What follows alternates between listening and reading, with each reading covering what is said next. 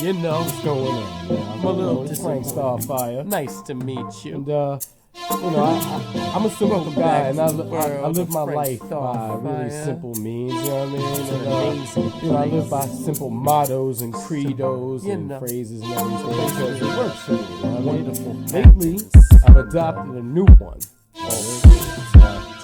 Asthma. Y-A-S. All right. Hey, what's going on, y'all? This is your boy Frank Starfire. Got my homie Shaun Wallace with me. You know what I'm saying? You know what I mean? This is the Just Be Frank podcast, and this is Agree to Disagree, motherfucker, with my homie Shaun Wallace. It's our favorite segment. It's our favorite segment. You know what I'm saying? We have so much fun. You know what I mean? We haven't done this one in a while, you know what I'm saying? And, for that means we got a lot to catch up on, you know what I'm saying? Well, we're going to try and... so much to catch up on. We're going to try to keep it the more current shit. You know what I'm saying? Some of the things that have been going on in the world. A lot of weird shit, a lot of dumb shit, a lot of stupid humans, as usual. And... where you want to start off, brother? Where you want to start off? Do you see what's going on in Miami? Okay, so you got to be a little bit more specific now. Florida is Florida. So in Miami right now, there's like everybody and their mama is out there. I don't know why. Spring break. Everybody and their mama's out there. No, like social distancing, people ain't wearing masks, all that shit like that. Right. And they had to basically enforce a curfew just to get people off the beach and off the streets at night. And I'm watching it, right? And all I see is a bunch of black people, like black and brown people out there, and they got the police out there just, moving niggas out, shooting people with pellets and shit like that. Okay. And it's like, I don't know why. I don't know. I wouldn't, like, I love Miami. I went last year right before the pandemic started, and I would love to go there. But why would you go there? I don't know why people would go there, considering how many people are there, and you're like, we're just in the end of this pandemic. So listen, I just don't understand why people go out there. So Florida is what do you have a feeling where people need to be free to do whatever they want? Like, I do, but I also feel like Florida, if they decided that they were the one state that decided they were going to like separate themselves from the United States, I'd be like, all right, cool, peace. Like, if they were the one motherfuckers that was going to secede from the Union and it was just Florida, and I'd be like, yeah, you do that, bye. Them motherfuckers have dinosaurs, okay? Fuck Florida. Florida's a weird dinosaur having place, okay? But I got family in Florida. I got friends in Florida. I ain't never been, and coincidentally, I may never go. But I definitely, I got love for Floridians and shit, but that is a very, very strange place, man. And the people there have zero fucks given. They don't care about shit. And I mean specifically the people from Florida. The transplants from all over, the New Yorkers and everybody else that have moved there, they still got their wits about them because they come from places where, people have common sense. Florida just lacks that shit from their government on down. Like the governor, I think is Ron DeSantis, who's the mayor, like, that's a very strange place. It's a party place. You know what I'm saying? Like, at least that section of Florida, Miami. And South Beach is right. That's just right. It's just a party. You know what I'm saying? So should we boycott Florida? Probably. Are we going to? No, because if there's one thing motherfuckers love, it's a good time. Like, and Florida will give you that. Drink Champs is fucking recording down there right now. So Drink Champs is out there. Wrestling has been going on since the beginning. I do not think that people should be out there right now. Only because it's been lifted, cases have died down a bit and everything like that. But supposedly we're supposed to have a bunch of vaccines available by like May, and they expect to have a majority of the people vaccinated by the end of May. Are you taking the vaccine? I am fully vaccinated. Oh, good for you. I'm not taking that shit. I have no intention of taking that shit whatsoever. I just came back negative from my first ever COVID test. So I'm negative. So I'm good. Fuck that. I don't want your vaccine. I don't listen. Listen. The only reason I got it. You're a security guard. No, not that. Okay. I didn't have to get it. Okay. I didn't have to get it. I do work at a hospital, so we were the first ones offered it. Right. But the only reason that I got it is because of what you're experiencing now, which is that you have to quarantine for 14 days, regardless of the situations that you may not even have. Right. Right. Traveling. They're gonna shut that. They're not shutting it down, but there's so many avenues. You're gonna have to go from. Do you think that's gonna come where you have to be vaccinated before you can leave the country type shit? They will, if you're not vaccinated, then they're going to have you do, make you get tested, quarantine, then get tested again, then you'll be able to travel. This is the reason why I did that is because I was trying to go to New York to handle some business, and they were telling me before I even get there that I'm going to have to be tested, and I'm going to have to get, I'm going to have to test, and I'm going to have to quarantine for like 4 days, and then get another test proving that I'm negative before I could even come into the city or go into the office that I was going to go into. Oh, so I was okay. Because I was like, no. I saw this coming a long time ago. Right. My man Gomez, he's like our number one fan. I'll give him a shout out when Gomez. What up, baby? Appreciate you, brother. He was like, I was trying to tell him from the door since last year. I was like, yo, watch. They're going to shut a lot of shit down. It's going to be a lot of things that you're not going to be able to do unless you have this vaccine. They're trying to tell us that, no, you don't have to get it. It's not mandatory, but technically it is mandatory if you want your freedom. Right. But that goes into the idea that freedom ain't free, because I don't want the vaccine because I don't trust the people who've made it, because I know that a clinical trial should take way longer than 6 to 8 months. You know what Absolutely. I'm saying? Like, it should definitely take longer than that. And I don't trust their science in that regard. Now, if X amount of people take it and X amount of people are fine, no problem. But the truth is, I think that if you are a healthy individual and you take your vitamins and you exercise and you do what you got to do, and you consistently come up negative for testing, if you got to get tested, then you shouldn't be forced to take a vaccine. You should be able to travel as you see fit. You know what I'm saying? Like, because obviously you're doing the right shit. I don't want to continue wearing a mask. That shit's getting annoying. No problem. So if everybody got to, if you want to develop this herd immunity they keep talking about, fine. But it can be developed without maybe a percentage of the population not getting the vaccine. Well, I want my thank you for getting the vaccine, and I'll be responsible for your herd immunity. I appreciate you. Believe me, if I appreciate your sacrifice. I took the bullet. I got both shots. You did the Moderna first shot. You did the Moderna shot. I got a Moderna shot. Okay. I passed up on the Pfizer. I was like, I'm not gonna do it. And then when I tried to go through my New York channels and stuff like that, they started dubbing me. I was like, fuck it, I'm gonna do it. So they asked me again. They were like, do you want to get tested? So the first shot I took, fine, totally cool, nothing, no reactions, no nothing like that.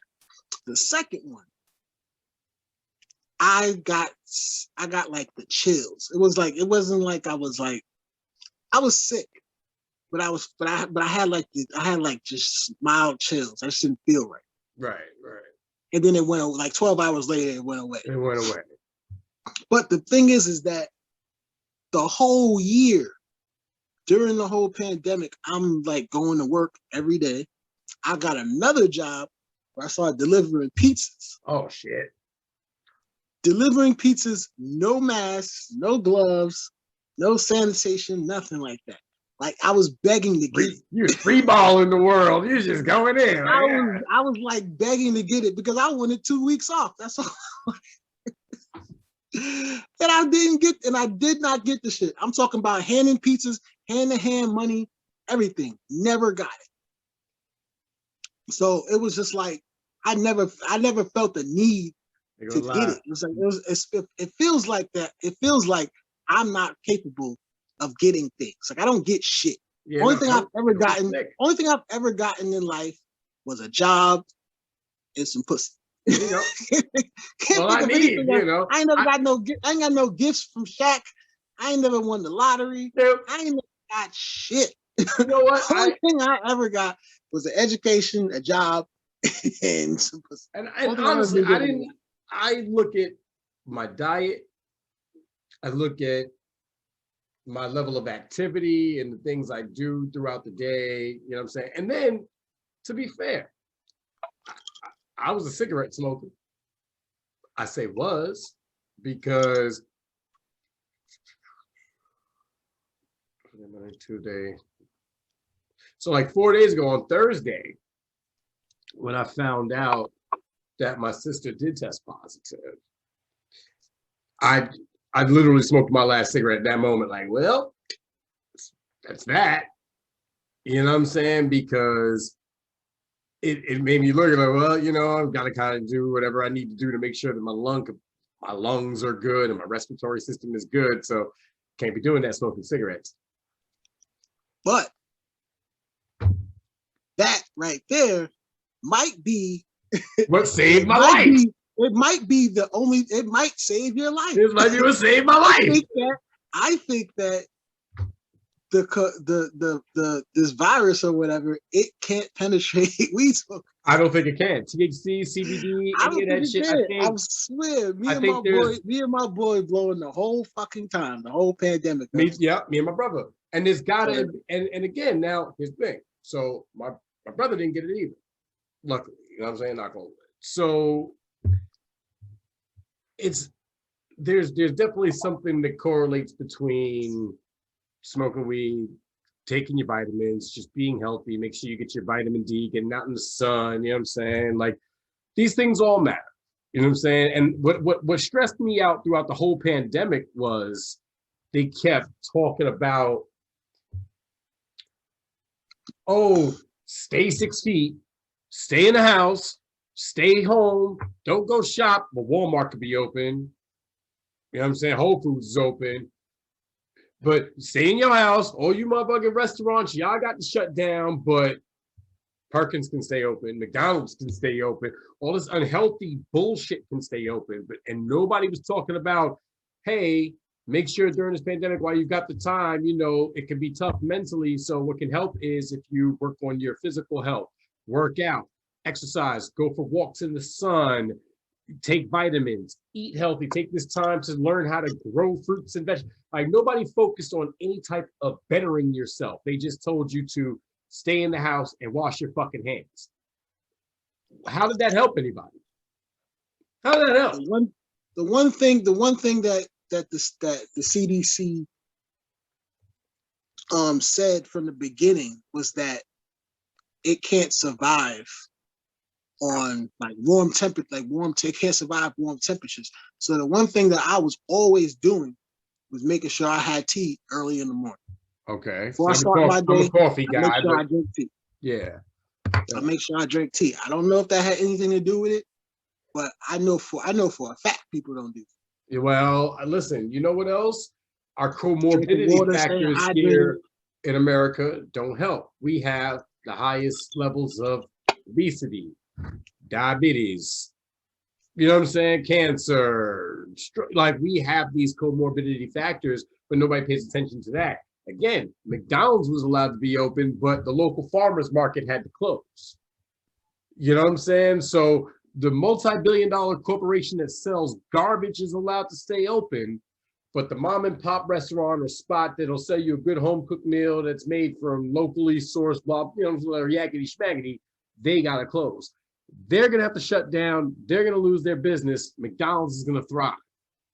You know what I'm saying? To me, that's bullshit. This was handled completely fucked up from every source. You know what I'm saying? I don't care what political affiliation you got. You didn't do it right because you didn't listen to the people and you didn't listen to the science. I look at Texas. Texas did pretty all right. You know what I'm saying? Because they didn't mandate masks, but they definitely said, hey, you know, this is what's going on. So people voluntarily wore their masks.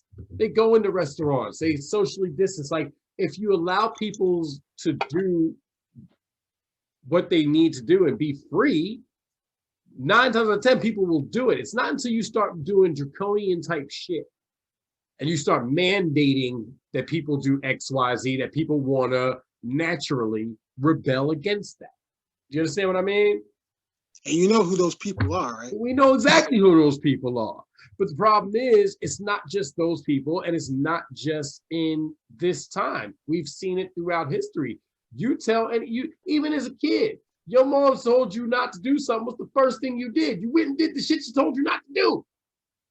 It's because this country for one does not handle oppression well. Well, no. People who've never been oppressed Press. don't know how to handle oppression well. Like, if you've never been oppressed, it's a fucking shock to your system when somebody tells you that you can't do something simply because they said so.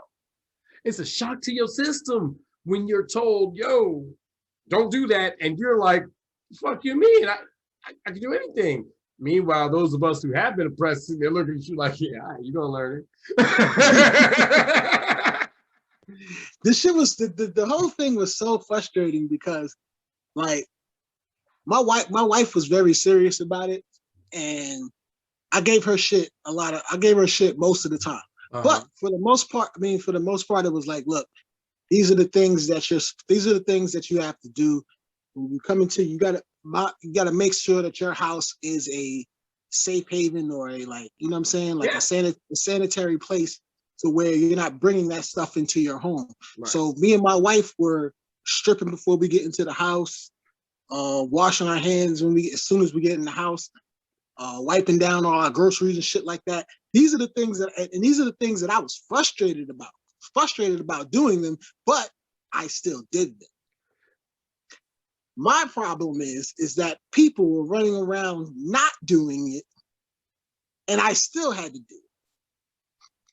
It's just the thing. It's like, why do I have to do this? Because I know for a fact no one else is gonna do what this. I didn't do any of that.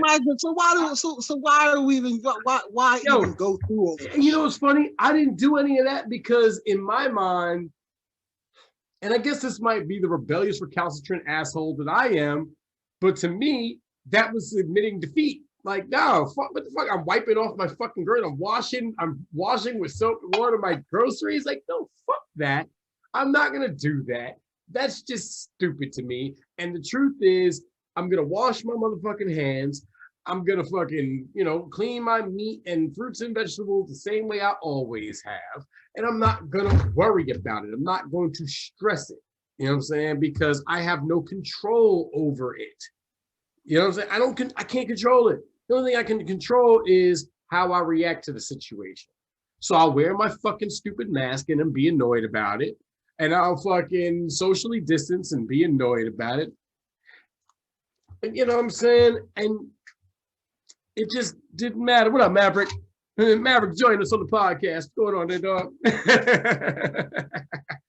You know what I mean? But I don't know. Like, I wasn't gonna allow myself to be that afraid of some unseen shit. And I guess that might be that was my thing. Is like, I'm not afraid of it. I'm not afraid of it. Yeah. Because all these people are catching it, and majority of them are like, I don't have any symptoms. didn't even know that they had it. Like you wouldn't even know that you have it Right. unless you got tested. Right. So I wasn't, and I was under the impression that I think when I went to Miami in 2020, right before this shit happened, it was in March. It was March. It was early March.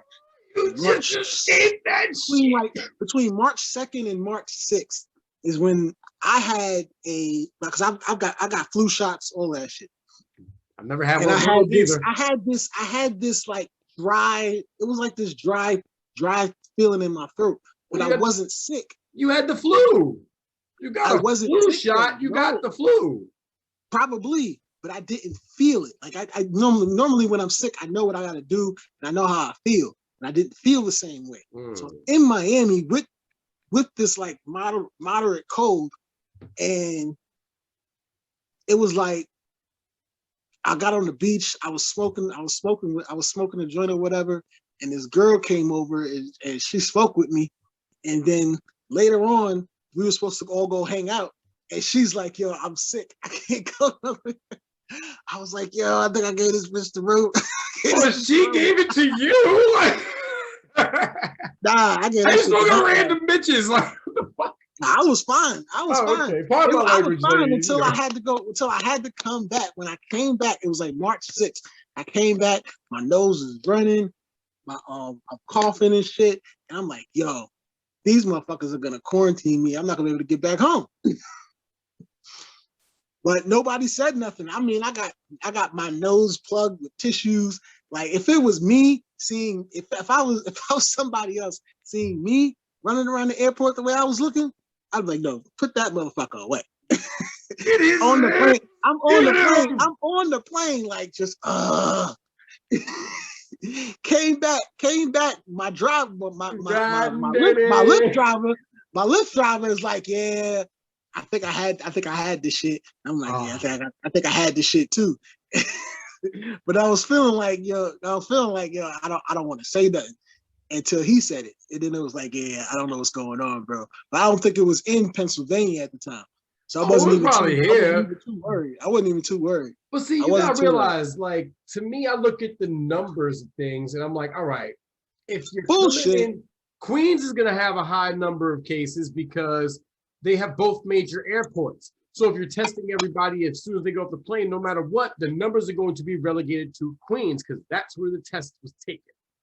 You know what I'm saying? Because you're coming into both major airports to get into New York City, only in Queens, right? But remember, it took a while for the test to even get to the test. It took a while for testing because we didn't know. Listen, by all indications, it looks to me, by everything that I've looked at, by the science, by what's been spoken about by various sources and shit like that, it looks like this disease was crafted in a lab. The reason I say that is because the passing of it out in the sunlight is very rare. So it tells me that it's adapted to an indoor environment because it spreads easier indoors. So which makes sense to me that it was bred indoors, which means it was made in a lab. Now, did it get put out by accident? Was it sabotage? Was it germ warfare? Whatever it is. Do you remember the phone game Plague Incorporated? There was a game that came out maybe 5, 6, 7 years ago called Plague Incorporated, and the entire object of the game was for you to destroy the world by any means necessary. So you could combine different type of shit and do different things and make a disease that would spread throughout the whole world and just destroy everything.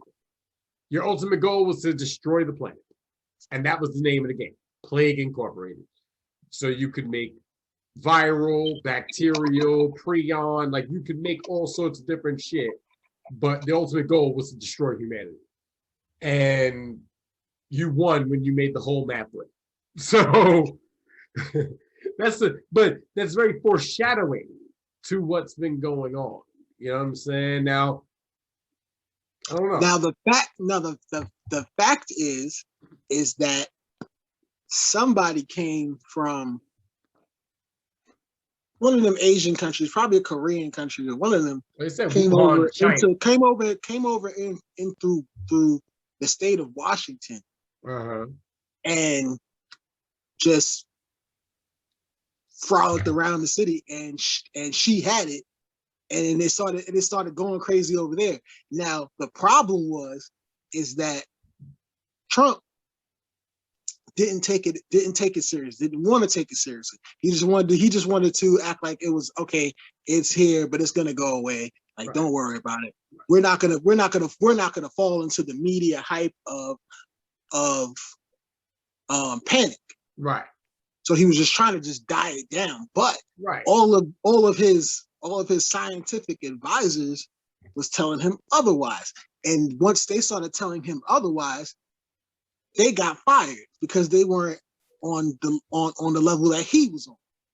So that's what caused everything to just turn into a complete outburst. It's like it was just an outbreak, right? Because no one took this person seriously, right, and what they had, and then they had no idea what to do with it. And he didn't do anything to like. No, he didn't help.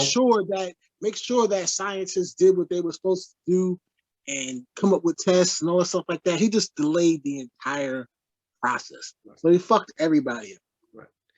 And unfortunately, I have to agree with you there because he didn't help. I'm not going to put all the blame on that one human because the truth is the blame falls on everybody. Media, the motherfuckers in politics, and everybody else who was trying to make a quick buck off of this shit, man. And just the people who were just stupid enough to listen. Like, I'm blaming everybody. And there's enough blame to go around for everybody. But my big question has always been, what do we do about it? Fuck the blame. Fuck who's to blame. How do we fix the problem? How do we get back to, right? We don't have to walk around wearing masks and the kids can go back to school and I got it. The thing to do was to tell people to stay home. If you're going to mandate us to stay home, then this is what you have to do. You have to incentivize people to stay home. Right. You did not give us that. Greed, which is the number one disease in this country. It's a disease. I agree. Greed kept everybody from doing what they were supposed to do. Well, you still wanted to keep your businesses going. You still wanted to make sure that everybody was still working, and you know what I'm saying, and your business was still thriving. Just ignore everything that was going on. But what you were supposed to do was hand out these stimulus for March, hand out another stimulus in April, possibly hand out another stimulus in May. Well, everybody stay home. But I got to disagree with you because it's not everybody because to me, you trying to keep your business afloat, if you're a small business person, if you're a mom and pop spot, that's not greed to me. You got to keep food on your table. So I get that. I'm not mad at them. But what I do, I had to take umbrage with is with Wells Fargo getting stimulated and the airlines getting stimulated and all these other big fucking businesses getting stimulus money, but everybody who's on the lower end of the spectrum doesn't get shit. That's bullshit. I don't know if I'm lagging to you. I can see me doing it over here. Audio wise, you're good. Okay, cool. So that's fine by me.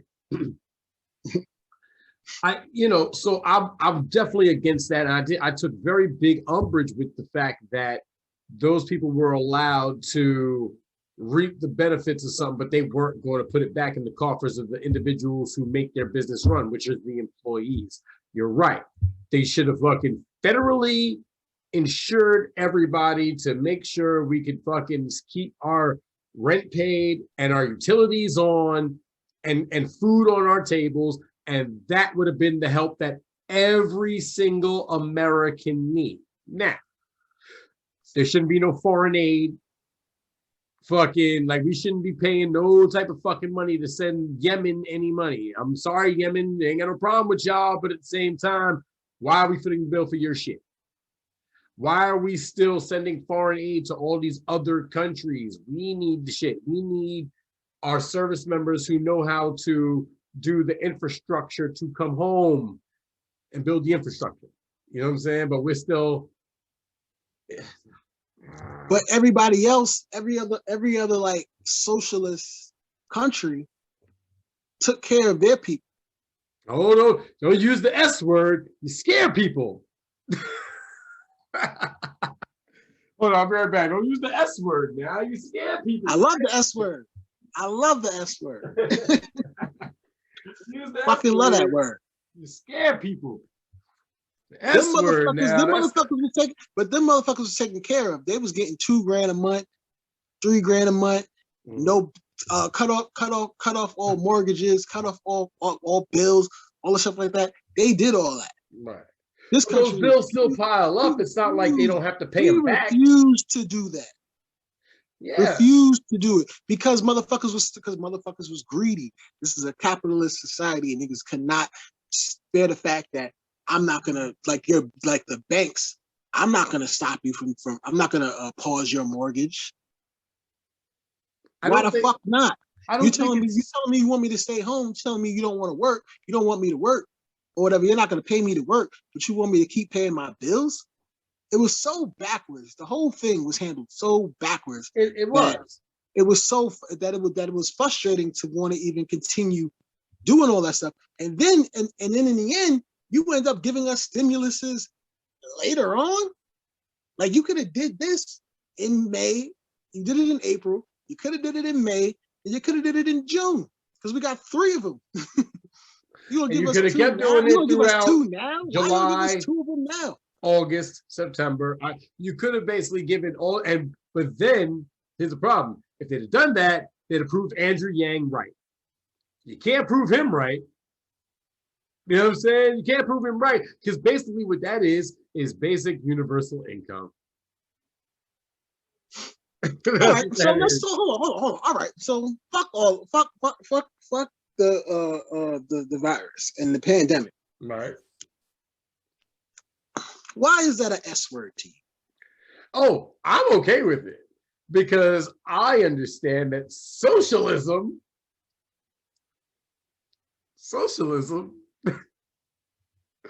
is not a bad thing because democracy isn't the best thing. You know what I'm saying? Because democracy as a practice doesn't exactly work.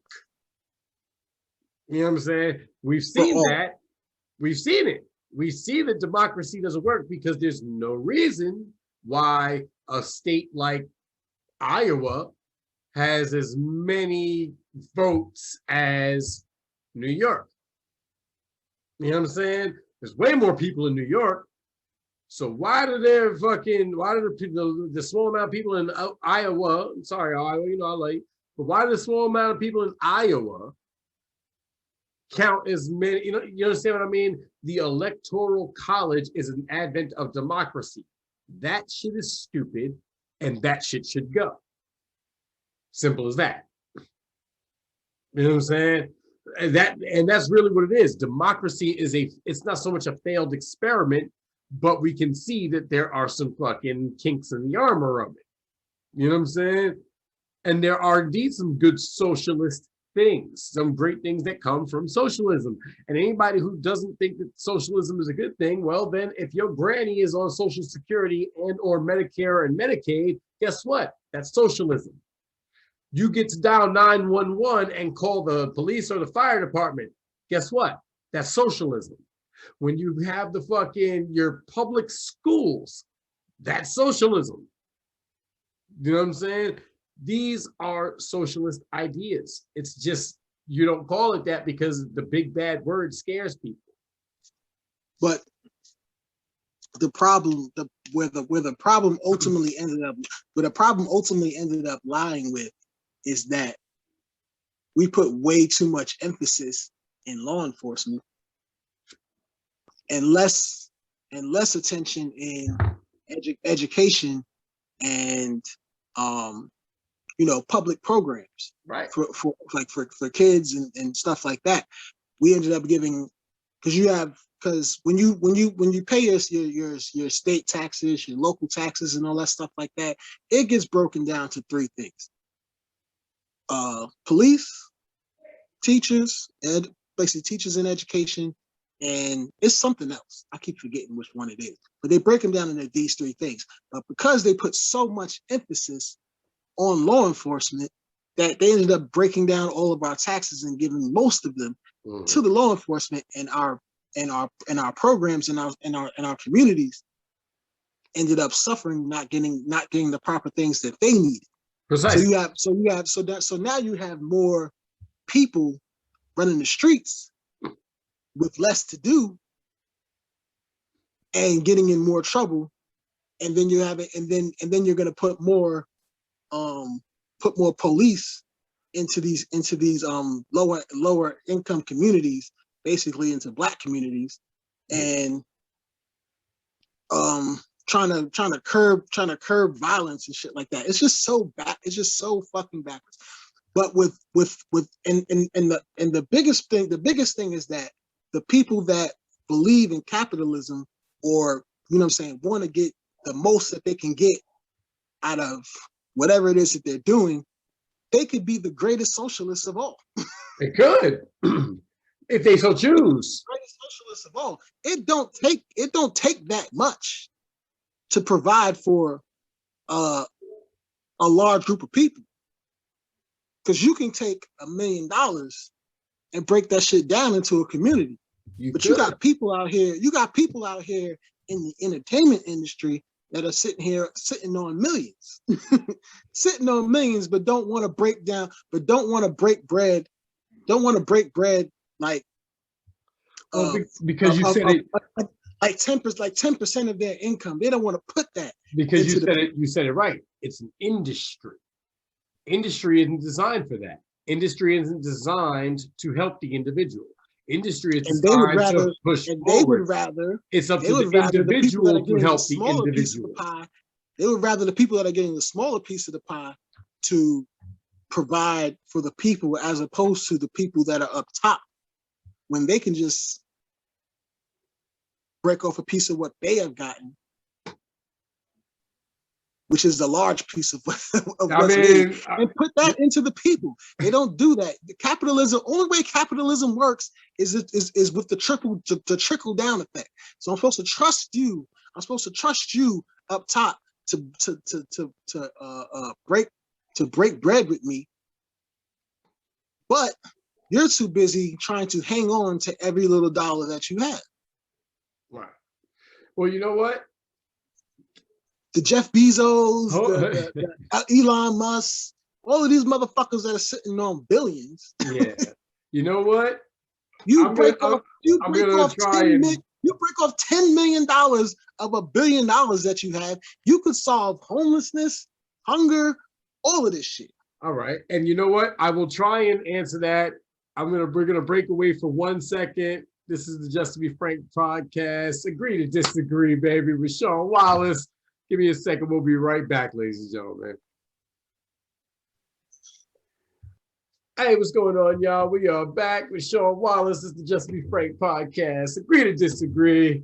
So you were talking about, the S word. The notorious S word. Yeah, like, no, because we had broken away from the socialism shit and going into capitalism, and now capitalism is interesting. And the reason I say that is because I have a firm belief that every individual has the ability to be successful. The problem is we use money and material shit as a status for success, or a demarcation of success, that's not true. You know what I'm saying? Success is what you make it. Jeff Bezos could certainly give a shit ton of his money into every hood and raise poverty. And the truth is, we've seen with this stimulus shit that they did that, honest to God, reparations for the hood would be so very easy if they wanted to do it. So easy if they wanted to do it. But the truth is, it's not just about a check. You know what I'm saying? It has to do more. You know what I'm saying? It has to be something other than just a check in people's pocket. You know what I'm saying? Because that is only going to help people in the interim. Because unfortunately, a lot of people are materialistic. They care about the shiny new shit. They motherfuckers will get them checks and go out and buy every fucking pair of Jordans humanly possible. And you know I'm not wrong.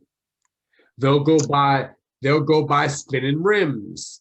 They'll buy fucking expensive ass cars and shit like that, but they won't fucking invest in the neighborhood in which they grew up. They won't buy the 3 storefronts that are empty and been empty for 4 years and lease them to somebody who they know who has 3 dynamic businesses. One's a producer, one's a photographer, one's a fucking model. Shit. So you have somebody who you can open a studio, you can open a photography studio, and you can open a modeling agency, and the 3 of them can collaborate and grow larger too. So it's not just up to those above us to help, it's up to the individual to also grab some shit and do something with it. And we got to stop grilling each other and be like, yo, you know what? You got a good idea. Here's how I can help. But that can't be the case if you feel like people are too materialistic, that they're going to waste whatever check that they get. Well, because I'm hoping against hope, but I'm just using statistics and from what I've seen as a basis for that concept. So now buy your, I won't call you your logic, but by your belief that people would predominantly waste their check, that is an incentive to give us the check. That's an incentive for reparations to prove us wrong, because you're only going to stimulate the economy. Right. The problem that I think that the government is afraid of is the idea that if we give you money, you are going to empower yourself. You're going to take that money and turn it into something that you can a boatload of AOCs. You're gonna turn that money into a business. And that is where true freedom is. If you have your own business and you are generating your own money, you're providing opportunities for other people. You are free, and you are empowering people around you. Indeed. So that is what they're afraid of. They're afraid of how smart we are. They're afraid that you know what I'm saying, we're going to take that check. Like when you get your stimulus, or whatever, not you, I was talking to somebody else, but he was talking about getting his stimmy. He was talking about getting his stimmy, setting his rent up so that when he gets his checks, he could start turning it into, he's going to turn that into his cleaning business that he was going to do. Right. You know what I'm saying? So it's and this is what a lot of people have taken their stimmies, they paid their bills, or whatever the case may be. They're trying to take themselves out of debt. Right. They're trying to put themselves in position where they're going to start generating money, because everybody, even people that are let's just say athletes and entertainers, they get their money, but once they see that the money is about to stop, the first thing they try to do is try to flip it. They try to do something with their money to generate more. Yes.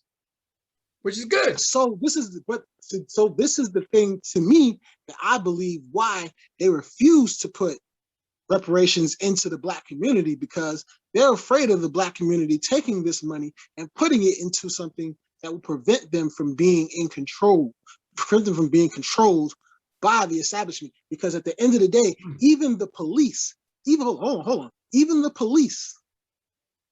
police can't fuck with you if you're the one that's providing for, the community. You're the one that's supplying the taxes.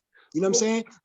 If you get arrested, if you're a business owner and you get arrested, you're gonna be like, yo, I have this, I have that, I have this, and I have that. Let me out. I mean, that's a very vague representation of what that is. But what it definitely, there is something I would say to that. What I would say is, number one, if there is to be reparations, it doesn't have to come from the individual tax-paying citizen of the United States of America, because I don't want your money. You don't have it. I want it from the people. Well, we clearly have it, because everybody. I mean, we clearly have it, but the individual taxpayer should not have to pay for their great granddaddy's transgressions, right? That's not, like, look, the truth is, it's stupid and it's not fair. And the truth is, at the end of the day, 9 times out of 10, most of those people are broke too. Okay? So, however, Bank of America started during the slave trade. Lloyd's of London, that's an insurance company. They insured the slave. So even if they died during the Middle Passage, the owners would be compensated for that person. Okay. Lloyd's of London is who insures Tina Turner's legs for $1 million a leg, and J-Lo's ass for $1 million a cheek. You know what I'm saying? That's what Lloyd's of London is. Wells Fargo. I've heard about it. Yeah, Wells Fargo. Like any company that started during the slave trade and is still in operation to this day should indeed pay reparations. Okay, but that should be an individual check to each family member or descendant of slavery. It should also be a stipend to every institution of higher education to allow in a shit ton of people from those impoverished neighborhoods. You know what I'm saying? Like the best of the best of the best. And even some that aren't the best, but give them a chance and see what they can do. Use education for what it's for, to actually educate. You know what I'm saying? Take a bunch of more of that money and stimulate those businesses. Let's actually put the businesses that are in the neighborhoods where the people live in the hands of the people who live in the neighborhood, right? Also, let's take that same money, let's take some of that money and let's give it to the motherfucking police and let's train them.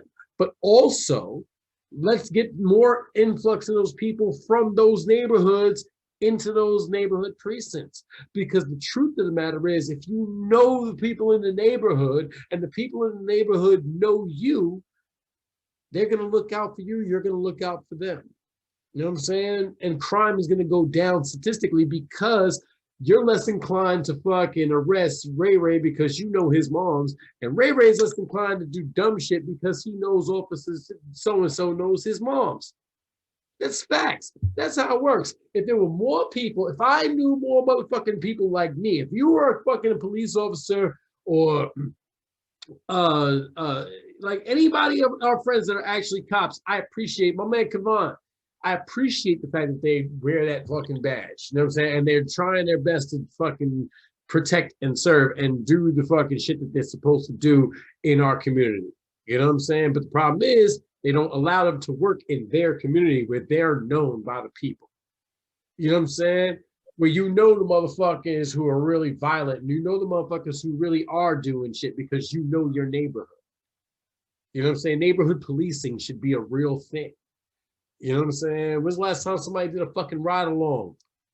You know what I'm saying? Like, yeah, I'm not one of those people that wants to live in a society where there are no police, but I also want police to be better trained. You know what I'm saying? And I want them to be people that I can recognize or that recognize me and don't just vilify me as a number. They know me as a person. They know that my name is Frank Starfire. I host the Just to Be Frank podcast. You know what I'm saying? I say some off the wall wacky shit, but you know what? I wouldn't mind fucking having you on just to make sure you get the funding you need to do what the fuck you need to do. I don't mind talking to you about the things in our neighborhood that need doing. You know what I'm saying? That our people need and how you can do your job better and how we can better help you to do your job better. That's real shit. Yeah, but real shit don't real shit don't work. Real shit don't work. No, it do work. It's just not it's just not. It's not financially too feasible. Much. What you said was totally 100% accurate, but it's too much wishful thinking. It's a pipe dream for these motherfuckers. that are in positions of power to make those things happen. It's too far fetched for them. So how do we change that? We get in the How power. do you change it? We get in the power. We push somebody who knows our agenda and things that we actually need in our community into these positions. We fucking support candidates who actually have our interests. We give a fuck about the election. We care who's running. We don't just worry about every 4 years who the fucking highest muckety muck in the fucking world is. We care about the local shit that happens every 2 years. We care who's representing us in Congress and in the Senate. We give a fuck about that. That's real shit. That's how we can change shit. We need motherfuckers in to get on these police unions and on these fucking boards. No, like average motherfuckers like you and me to be on these motherfucking boards, to have some common sense fucking conversations with people so that they know exactly how we feel and how we can help them, help us, help them, help us. It's too far fetched, my friend. It's How? too far fetched. How? It's too much for the people who make the decisions to like put all it, because what you're talking about is like stripping this system down to its bare ass and stinking that shit and then slowly actually applying things that will actually help. How Nadal said, destroy and rebuild. Destroy and rebuild. That's not, listen, but this is the problem, is that people do not care to be, they don't care to be a part of the solution. They want to solve their own personal problems. And their idea of solving their personal problem is to obtain the equity and the capital in order to take themselves out of the situation. Fuck you, I'm out. I need to make my money so I can get the fuck up out of here and not have to deal with this shit. Because once I have my own shit, now I'm free. Well, and I can kiss, and y'all can kiss my ass on the way out the door. Right. So now my solution is, because the biggest problem that I have is now all of a sudden everybody wants to act like marijuana isn't a problem anymore. It's not. Like when it was first brought in to us and they saw what it was doing in the urban community and in the jazz clubs and all that shit like that. It was one person. Oh no. William Randolph Hearst. William Randolph Hearst of Hearst Media. William Randolph Hearst, he owned a paper company, and hemp is a less expensive, more versatile material. So in order to cast aspersion on the hemp industry, he started running in his newspaper ads that basically said, oh, people who smoke marijuana, which is a racist ass term, people who smoke marijuana are gonna come and rape your wives. And you know the only people who smoke marijuana are Mexicans and niggers. And they're gonna come and fuck your wives because marijuana makes them fucking appealing to women. These are real ads that ran. This is what caused that reefer madness of the 30s, and that's why cannabis is today a Schedule I drug on the same level as heroin and methamphetamines. Now, here's something I learned recently watching the Joe Rogan podcast. Pardon me while I take a shot, because, you know, that's my standard practice. I mentioned Joe Rogan, got to take a shot. You know what I'm saying? Every time I mentioned Joe, I got to take a shot. So it's about to get real now. It's gonna get real. No, what I discovered is that, or he had somebody, I forget his name, but cannabis is, Dr. Carl Hart. he's let's say a virologist or a neurobiologist, something like. He's a really smart motherfucker, but he's also a habitual drug user, and I mean all drugs. Yeah. Heroin, cocaine. You know what I mean? He uses these, but he's also a scientist, so he knows how to use it in a way. And he's right. And you know, if you really think about it, if a doctor who knows his shit is actually the one giving you and making the heroin and, you know what I mean, extracting it from the opium and da-da-da-da-da. If he's the one actually doing it, then, hey, you know what? It probably wouldn't be the worst heroin. It's not from some street shit that's been stepped on, you know, a bajillion times. You know what I'm saying? If you're going to extract cocaine, he knows how to do it. He's a fucking virologist. He knows how to fucking work the fucking magic to do it, right? But he's like, Imodium AD. You know Imodium AD, right? You've used Imodium AD. Yeah. Okay. If you had to pass a drug test after taking Imodium AD, you would probably you'd probably pop for heroin because it's the same drug. If you think about it, it makes total sense. If you get dope sick, you know what I'm saying? You'll get diarrhea type shit. You know what I'm saying? You get that dope, it kind of constipates you. That's kind of what Imodium AD, that's exactly what Imodium AD does. It constipates you when you have diarrhea. It stops the shit from coming out. It's the same ingredient in that would work if you were shot heroin. It's the same thing.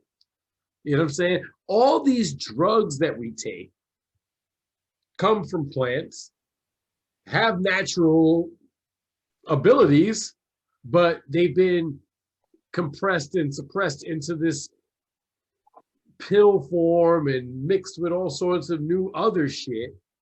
That's what makes it dangerous. So what I mean by that is, I say all that to say this: if cannabis could potentially help as many people as it does, and we know it, we can see it. I know it. I was a very anxious individual until I started smoking weed. I had real problems, you know, just dealing with life and opening up to people. I was going through a lot of shit when I was a kid. I started smoking weed at 15. And up to that point, I was dealing with a lot. You know what I'm saying? Like, I was getting my ass kicked like every other day for no fucking reason. You know what I'm saying? I didn't feel good about myself. I was a chubby, fat, light-skinned person with weird clothes, and you know what I'm saying? I had no swag, no sense of anything. And then I smoked the social aspect of right. Life I didn't as a teenager can be very overwhelming. Oh yeah, I didn't get it. And then I smoked, and I finally found some people who like kind of got me. And they accepted me for who I was and just let me be. And that was great. And then I smoked weed and it all made sense. Everything just clicked into place. Like, I didn't have these same problems. I didn't have problems talking to girls. I didn't have problems expressing myself. I learned how to rap. Like all these things opened up for me because I allowed something that I had viewed as a drug. You know what I'm saying? If you smoke pot, you're you know, all the commercials taught us as a kid, you don't want to be a burnout. I looked at fucking Judd Nelson in The Breakfast Club like he was the worst motherfucker on the planet. It wasn't until I got older and I smoked a blunt and watched that movie that I began to understand what the fuck he was going for. You know what I'm saying? It really. See, the thing is that now everyone is on that. Right. They understand the medicinal purposes. Right. Marijuana can have and borderline save your life. Yes. And in a time now when everyone is so aware of their mental illnesses. Mm-hmm. They are now prescribed marijuana. Because if you try to go get a marijuana card, the things, the list of things that you can say is wrong with you can get you a marijuana get you a card. And most of it is mental.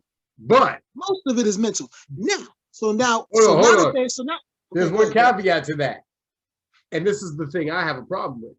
You can get it from, well, and I'm speaking specifically here for Pennsylvania, where you can get medical marijuana. However, they'll take your gun from you. They'll take your concealed carry permit from you. If you can't have both. And that to me is wrong, because alcohol is proven to be 10 times more dangerous and volatile, but you're allowed to do that and fire weapons to your heart's content, but you can't smoke weed and fucking shoot a gun. That's wrong to me. To me, that's wrong. Okay, I'll divert from what I was saying before to get to this. Is now that my issue with legalizing marijuana is now that because what they're going to do now is going to allow you to smoke weed. They'll allow you to obtain weed, all that stuff like that, do whatever you want. But now they're going to start, well, they didn't do it yet, but I believe that they're going to get to a point where they can say that you are under the influence. So you won't be able to drive, you won't be able to shoot guns, you won't be able to do a lot of things. You can't do that, because the truth is there are more people who smoke pot now than take prescription drugs or anything of that nature. And the truth is, the amount of knowledge that goes into actually procuring weed now and the science behind it, you can know, all right, don't operate heavy machinery after doing this. This is fine. You know what I'm saying? If you're somebody who has smoked weed for a long time, you know how cannabis affects you. You know the different types of like, look, I'll be honest here. I personally am a fan of a sativa, because sativas stimulate the mind and allow me to do the things that I do. Host a podcast, write books, things of that nature. You know what I'm saying? I enjoy those. You know what I'm saying? I also know that after I've smoked a joint, I don't want to drive, because I know that it can fucking be a little bit mellowing and I could potentially fall asleep behind the wheel. So I take the responsible initiative to be like, nah, I'm not going to do that. I don't really have anything I need to do. I'm chilling. And if they have the ability to trust you enough to allow you to consume alcohol and not go to work drunk, right? Get behind the wheel drunk, right? Like, these are the things that the things that you're allowed to do, that they won't look at you like that. They are afraid that people that use marijuana are going to refrain themselves from doing the type of things that they probably shouldn't do, but they trust you enough to do it with alcohol. Now, here's the thing. It's a whole backwards ideology. And I think of it like this. Like, to me, look, and this speaks to mental illness again. People who drink and drive, or drink to go to work and drink throughout their day, they have something wrong with them. Not like there's something that they're trying to escape from, and alcohol aids that. Now, I'm not saying that's a good thing. I'm just understanding. It's a fact. It's a fact. I'm understanding the ideal of where they're coming from, right? Objectively, I get that. But I also understand that people who drink are definitively more dangerous operating a vehicle or doing something that requires that level of mechanical intuition than somebody who smokes cannabis. You know what I'm saying? Because the truth is, and this is some weird shit, when you smoke weed, your entire thought when you're doing something is, well, shit, do this shit right. I don't want to be high doing this shit. Like, I don't want to be high doing this shit. Like this, I don't want to be caught high. I'm doing this shit right. Like, you go out of your way to do shit properly and safely, because you don't want to be the one guy that gets blamed for this shit. I think that's a universal weed smokers thing. We all share that. Like, yo, I don't want to be the one guy that fucking drops a pallet on somebody because I was high. Like, nobody gets that high. And the truth is, if you do recognize that you're that high, you will damn sure bullshit for a good 20 minutes before you ever got to do anything because you know it. But when you're drunk, you don't care. You don't know you're drunk. It affects the brain differently. So you think, you know what I'm saying? Like the alcohol. But you have the ability, to go out and get intoxicated. The people that consume marijuana are usually in their house when they do. Well, all right, that's fair, but like you can cop weed, but nobody's gonna like smoke a bowl in their car and go do no shit like that. No, they take their fucking weed, go home and relax. No, they go home, smoke their weed, and relax. That's what people normally do. But now, listen, no, that's not entirely true. Because I damn sure know many people who will sit there in their car at a red light and just then put that shit down and just drive. As do I, because I am. You know what I'm saying? I'm good. I'm good. Because know what? I can drink and drive. I've gotten very intoxicated at parties or whatever, and drove several people home safely. You know what? Make sure people got people home safely. But I just got my license last year, and as 38, I just got my license when I was 38 years old, and I have made it a note to never ever drink and drive. I've never ever gotten behind the wheel after drinking because I recognize that even though I've been driving for years, nobody should get behind the wheel when they've had alcohol in their system to the point where, you know, like we all know how we get at parties. Like right now, as many drinks as I've had just now, I wouldn't drive. You know what I'm saying? But in about an hour or two, I'll be fine. But here's the issue. Here's the issue. Here's the issue. Is that now it is socially acceptable. It's medicinally acceptable to use marijuana. But now you have places like Colorado, Oregon, Washington, these places. Washington so now State. These places, hold up. So these places are now benefiting financially to a degree from people using marijuana. Yep. And then you have people that have been incarcerated for distributing and using marijuana. So San Francisco expunged the records of any marijuana convictions. They're done. I know a few states have actually adopted measures to exonerate anybody in prison for marijuana convictions. And I'm going to play the ultimate devil's advocate on this one, and it pains me to do so, but you know what? You got to give respect where respect is due. Donald Trump, in his final day in office, pardoned a shit ton of people. And 70% of those pardons were for nonviolent drug offenders for marijuana. So hats off to that man for doing that. You know what I'm saying? And I mean, when I say he pardoned like over 100 people in his final day, like I think it was like almost 300 people, and 70% of the people he pardoned were nonviolent drug offenders for marijuana. So hats off to that guy for that. I'm not mad at that. Like you got to be able to allow when somebody does something good, you got to be able to applaud them as much as you got to call them out on their bullshit. And to me, that was a very awesome thing because that's something a lot of presidents haven't done. And hats off to Donald Trump for that.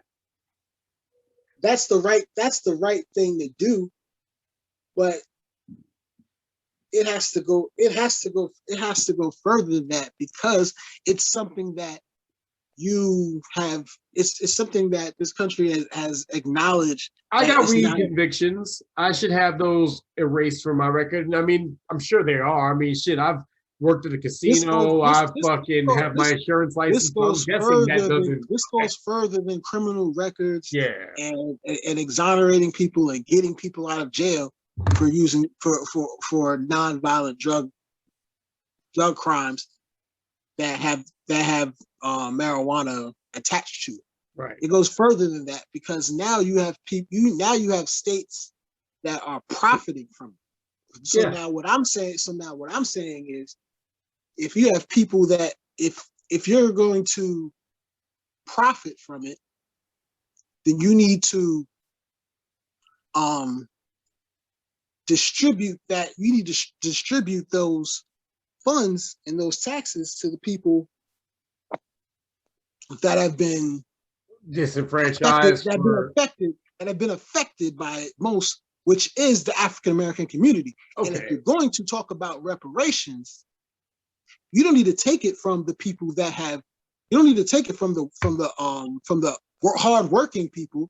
You need to take that money that you're getting from this thing that you have oppressed so many people from, and take that money and put it back into the community. And you can do that with reparations. Well, that's true too. And that's the reparations that should be divvied out should come from the taxes that have been acquired from marijuana. If you're gonna benefit from it financially, you shouldn't be benefiting from it financially at all. That's interesting. Well, I look at the case of Colorado. I think they're doing that. They're trying to do that in Chicago. They're trying to do that in an area in Illinois, thinking around in the Chicago area or whatever the case may be, because they're the ones that's pushing for reparations in that particular area. Right. And they want that money to come from marijuana taxes. And I agree with that. And I agree that they should do that all across the board. Right. Just, you know what I'm saying? Because that's not a bad way to go about it. They don't know what to do. Yeah. With most states' problems are. Well, Colorado is a they don't know how to benefit from these taxes. Colorado is a special case. Colorado has something called Tabor Laws. And the Tabor Laws are named after a dude, his last name was Tabor.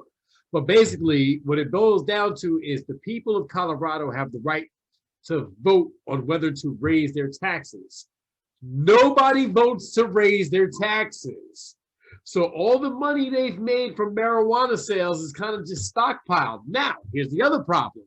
Since it's still federally illegal, banks can't touch the money because they're insured by the federal government.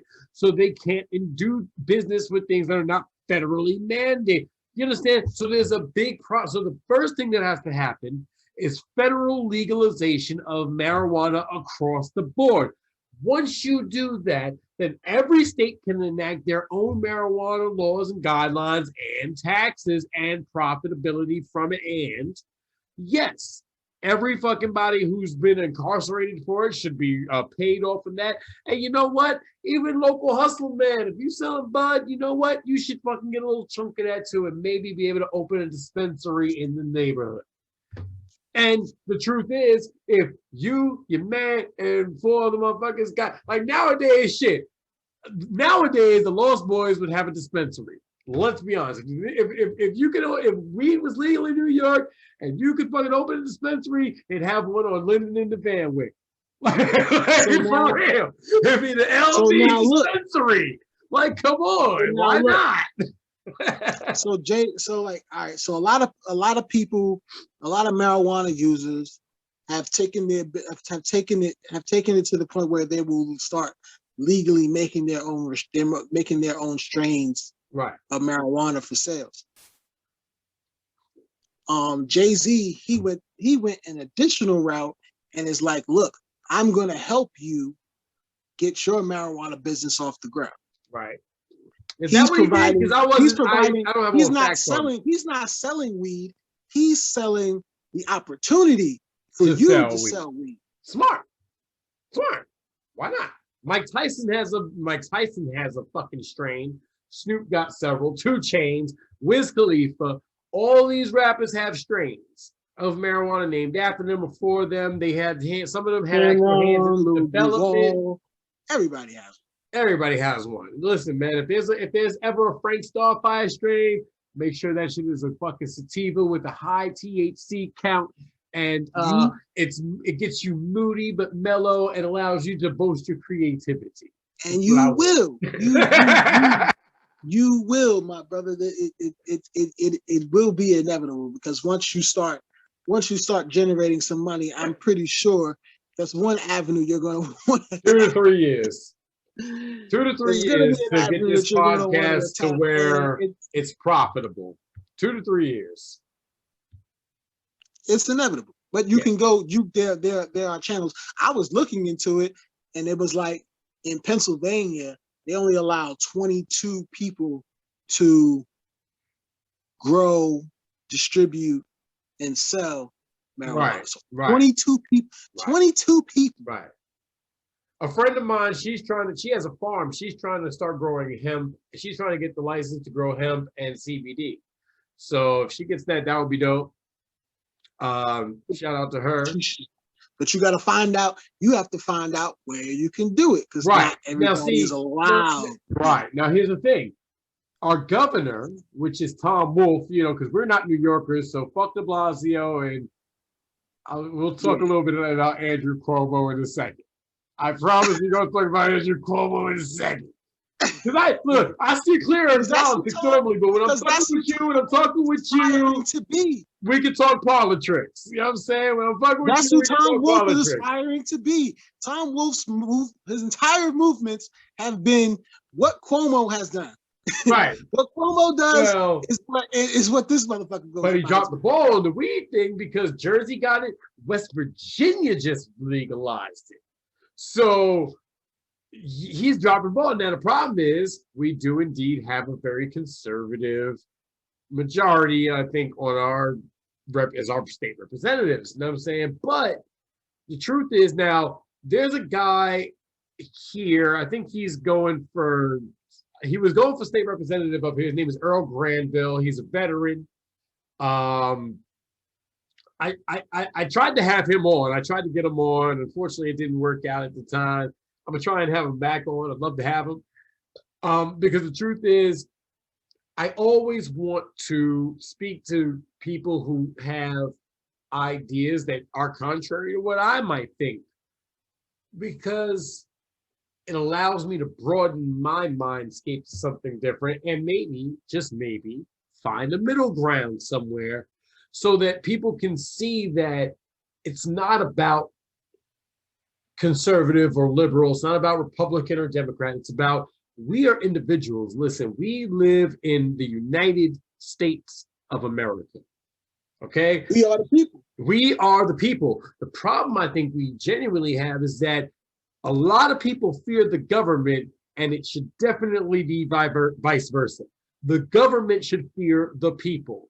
There should be no reason why anybody who represents us in Congress or Senate should ever fucking think they have power over us, because we have all the power over them.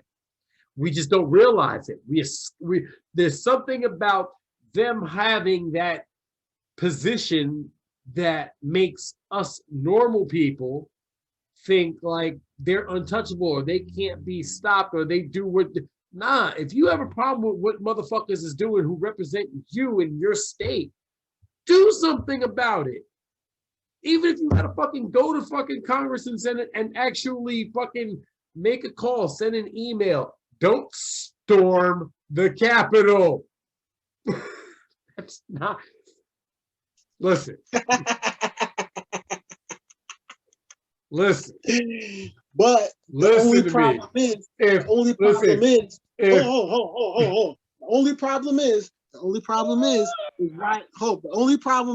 problem with why we aren't the ones with the power is because the power is in the media.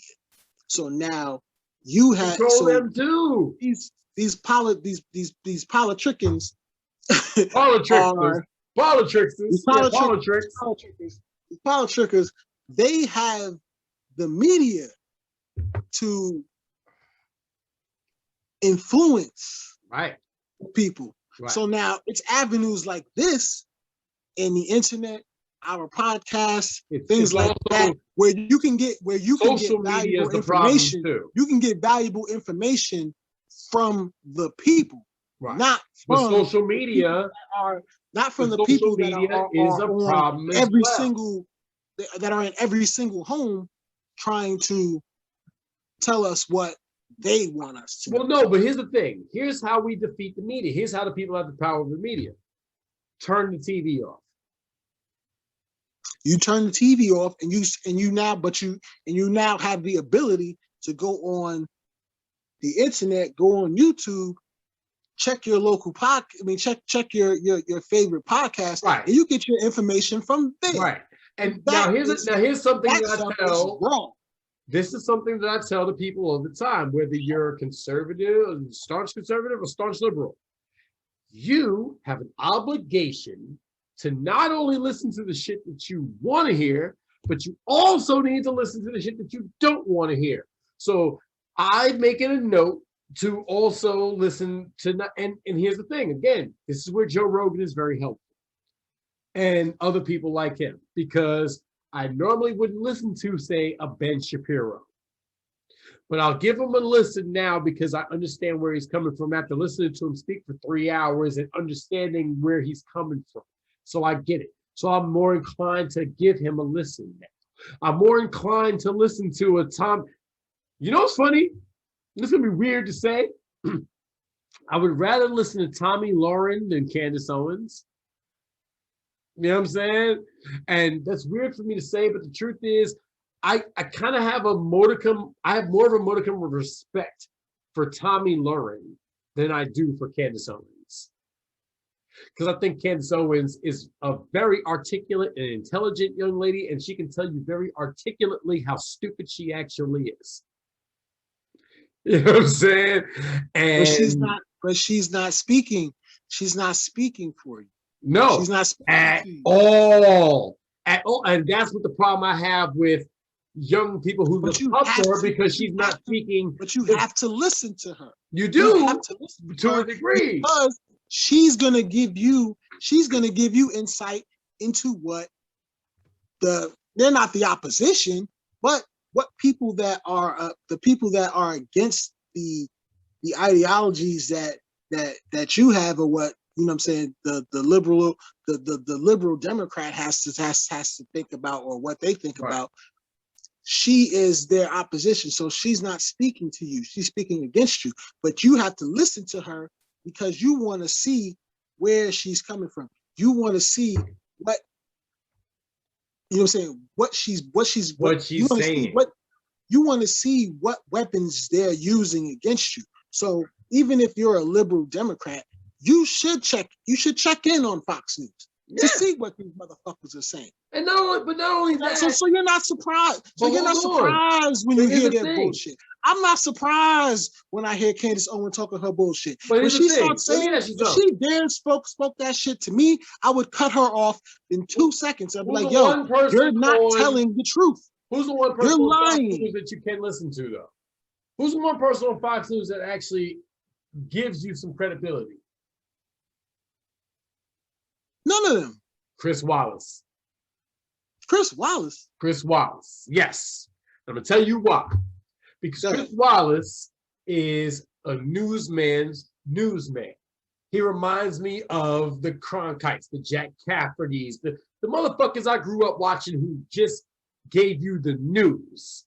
You know what I'm saying? And reported it in such a way that they allowed you to think for your fucking self. I like Chris Wallace on Fox News. He's a fantastic journalist. The rest of them, they're actually just personalities. That's why their shows are all about ratings. That's why they're about sensationalism. But true, something I wanted to talk to you about, and I don't know if you ever knew this. There was a federal judge, a Trump-appointed federal judge at that, who ruled in a ruling in a defamation case against Fox News by a young lady who said, who was alleging that Tucker Carlson had disparaged her, and basically she was suing for defamation of character.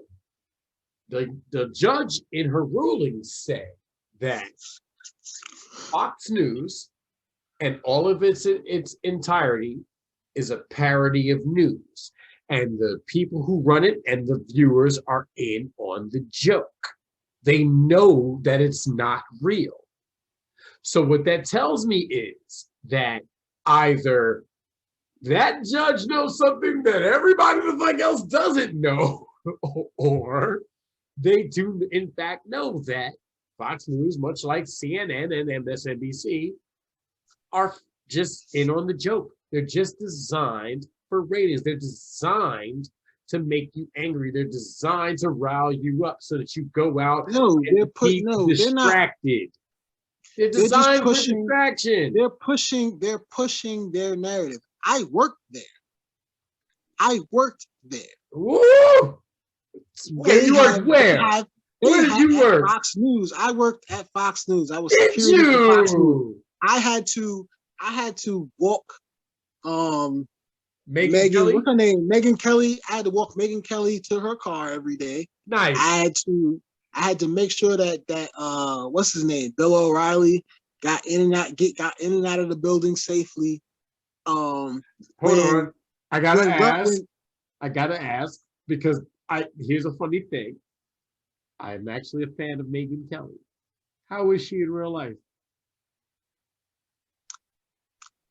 I like Megan. She has a I'm better than you complex. So it was very difficult to deal with her. Was it really? It was very. Was she a nice person? I mean, was she at least kind? No, she wasn't a nice person because it was more so of I don't talk to people like you. I'm above you. Wow. But meanwhile, what's the chick's name? What's the chick's name that is engaged to Donald Trump Jr.? Not Donald Trump Jr., the other one. Anyway, Kimberly Guilfoyle. Kimberly Guilfoyle. Yeah. She was actually cool. I believe it. What's funny? I kicked it with her. She's actually really cool. Her and Tiffany Trump seem like people I wouldn't mind hanging around. But they're all in on the joke. This is the agenda that they pull at that thing because they have a direction. They're trying to cater to the conservative community. They pander to them. Right. That's just the way that they move. Tucker Carlson is a hippie. Oh, definitely, but he's a fucking douchebag to say the least. Because he's a douchebag. He's a douchebag on camera. Right, but behind the scenes, outside of that, the dude is a EMI DJ. He's cool. He's actually really cool. Right. It's just when he got his opportunity to get on TV on a daily level, when he got his hourly spot, he was the douchebag that he was. When he was on Fox and Friends on the weekends, you know what I'm saying? He played that role. But I had to be outside with them, securing them while they were doing their show. So I got a chance to talk to them. I got a chance to talk to him. He's cool. He's not who he shows he is on TV. It's just the role that he feels he has to play. What's the chick? Judge Jeanine Pirro. Jeanine Pirro. She's an alcoholic. She has her weekend spot. She literally said, "Whose dick do I gotta suck to get my weekday spot?" She does. Jeanine Pirro reminds me of an alcoholic older lady. They do not live the life that they portray on TV. I know, but that's all of TV. That's everybody, man. Ebony Williams, once she got away from Fox News, Who? It was a black chick, Ebony Williams, something like that. They had one? Oh shit. Yeah, they had one, but she was only a correspondent. Oh, so okay. She would just come in, give her opinions and leave. Okay. But once she got out of there, she started dealing with actual real reporting, real news, and did not support the ideologies that they do at Fox News. Okay. But that's just the way that they are. They just they're catering to a demographic Right. that believes in that's easily manipulated that way. Oh, very, very. But that's the thing. They're misleading. It's our job. It's their job too. It's their job. Like you said, we're in PA. This is a swing state. You have a lot of people that are either against Trump or for Trump. Right. I encourage them to not watch Fox News. Go watch CNN, NBC, as mad as it may make you. But you have to know what it is. You have to know. I tell them to do one better. They're sending you. I'll tell you to do one better. And this makes more sense. Watch the BBC or Al Jazeera. Because watch how people outside of the country are reporting on what's going on here in the country. In the country. That's how you'll get the facts. Because once you hear that, then you go and listen to Fox News and CNN and MSNBC and God forgive me, what's the other one? OAN or what's the one with my man Greg Kelly is? Yo, I used to love Greg Kelly on Good Day New York on Channel 5 in New York. That was my dude, him and Rosanna Scotto. That was my guy. Greg Kelly. That's not Fox. That's not Fox. That's Fox. That's Fox. Right. That's not Fox. That's not Fox News. It's different. Fox News is under the umbrella of News Corp. But guess what? That's not Fox. But That's guess not what? Fox. They're all CNN, Fox News, MSNBC. They're all owned by the same people. The overall conglomerate that owns them all is all one person. 21st Century Fox.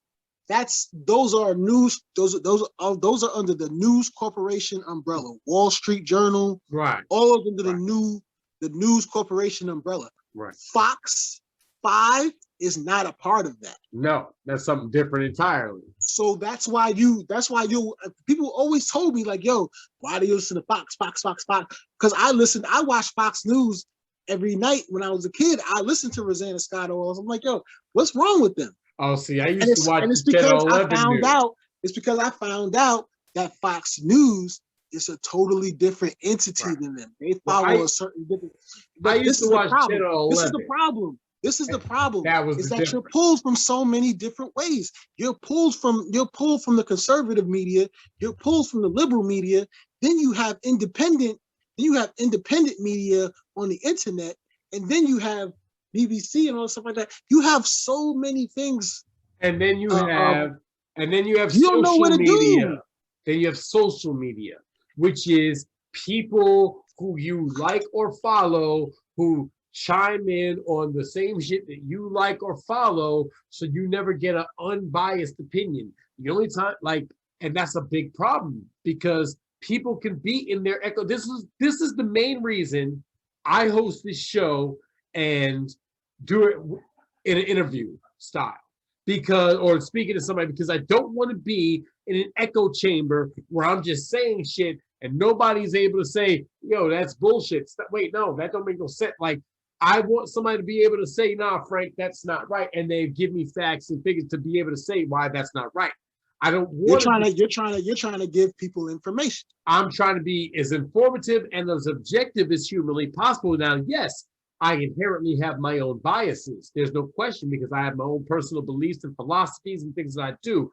But once people educate you, right, you can then make a firm decision, integrate an educated decision. Right. I can make on which direction you want to go in. Right.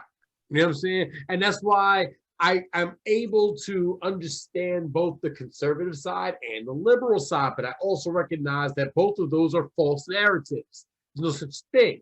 There are no sides. The truth is, we live in one fucking country and we're all one people, and we're all interconnected equally to each other, the planet, and the plants and animals that we live here. Now, I'm a little drunk now, so now we talking the metaphysical. We gonna get into it real quick. But the truth is, we are interconnected on a deep level, each and every one of us, between us and the planet. You know what I'm saying? There is a connectivity. Life is energy, man. And the truth is, the more energy that we put out, the more positive energy we put out, the better we all are. Do you ever wonder why it requires more strength of character to be a positive person than it does to be a negative person? Because negative is easy. Negativity is so fucking easy. It is so easy for any of us to fall into that trap. But to be a positive individual, than positivity. Right? To be a positive positivity, because positivity is just as easy. It is, if but it's more difficult for people because most people are inclined to easily fall into the trap of the negative. That's why they fall into despair. That's why they can look at only Fox News or CNN and listen to the echo chamber of what they want to hear and allow it to shape their thoughts and ideology and then their actions and decisions. You know what I'm saying? So I say this. The people who actually stormed the Capitol on January 6th, those motherfuckers were the worst representation of what every side could possibly be. And of course, we also know the facts that if all those people were just black folk, they'd have been murdered. Period, point blank. Let's just call a spade a spade. If the motherfuckers who had stormed the Capitol on January 6th had been black people, it wouldn't have been a motherfucking storm in the Capitol. It'd have been a massacre at the Capitol. Period, point blank.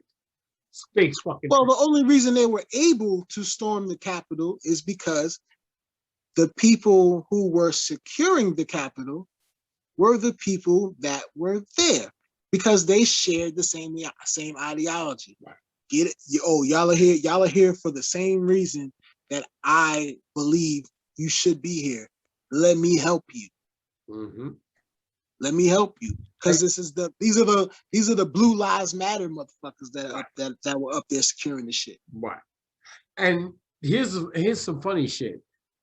The truth is, and I will say this, and it's okay for me to say this. Yes, Black Lives Matter, but so does everybody fucking else's. Everybody's life matters.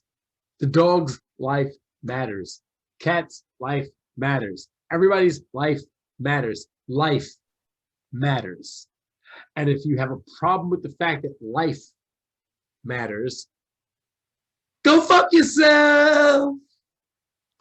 We'll be right back on the Just to Be Frank podcast. This is my brother Shaun Wallace. I'm Frank Starfire. We'll be right back. Give me a moment here. Had to refill. Hey, what's going on, y'all? We are back. It's Frank Starfire. Shaun Wallace, man. It's the Just Be Frank podcast. Agree to disagree, motherfuckers.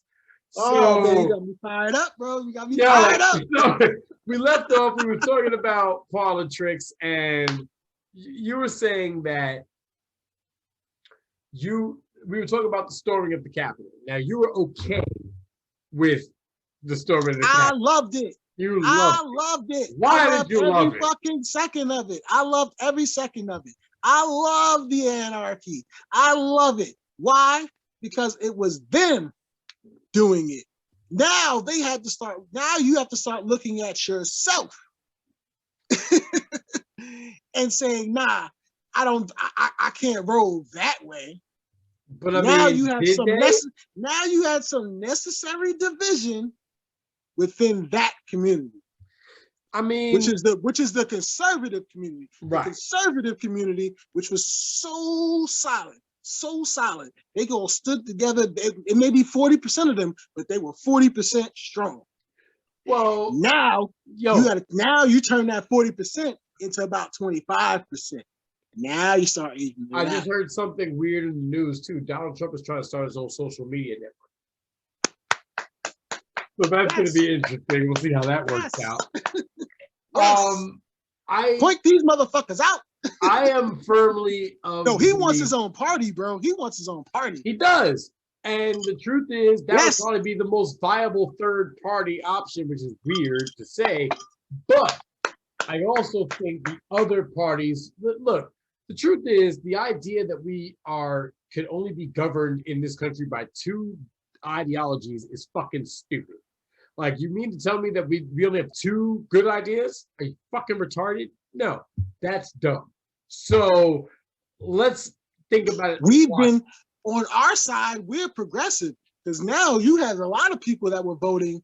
You had a lot of people that were trying to vote libertarian. They were like, nah, I don't want to vote Democrat. I don't support the Democratic Party. I voted for Joe Jorgensen. I don't support the Joe motherfuckers Jorgensen. that are running.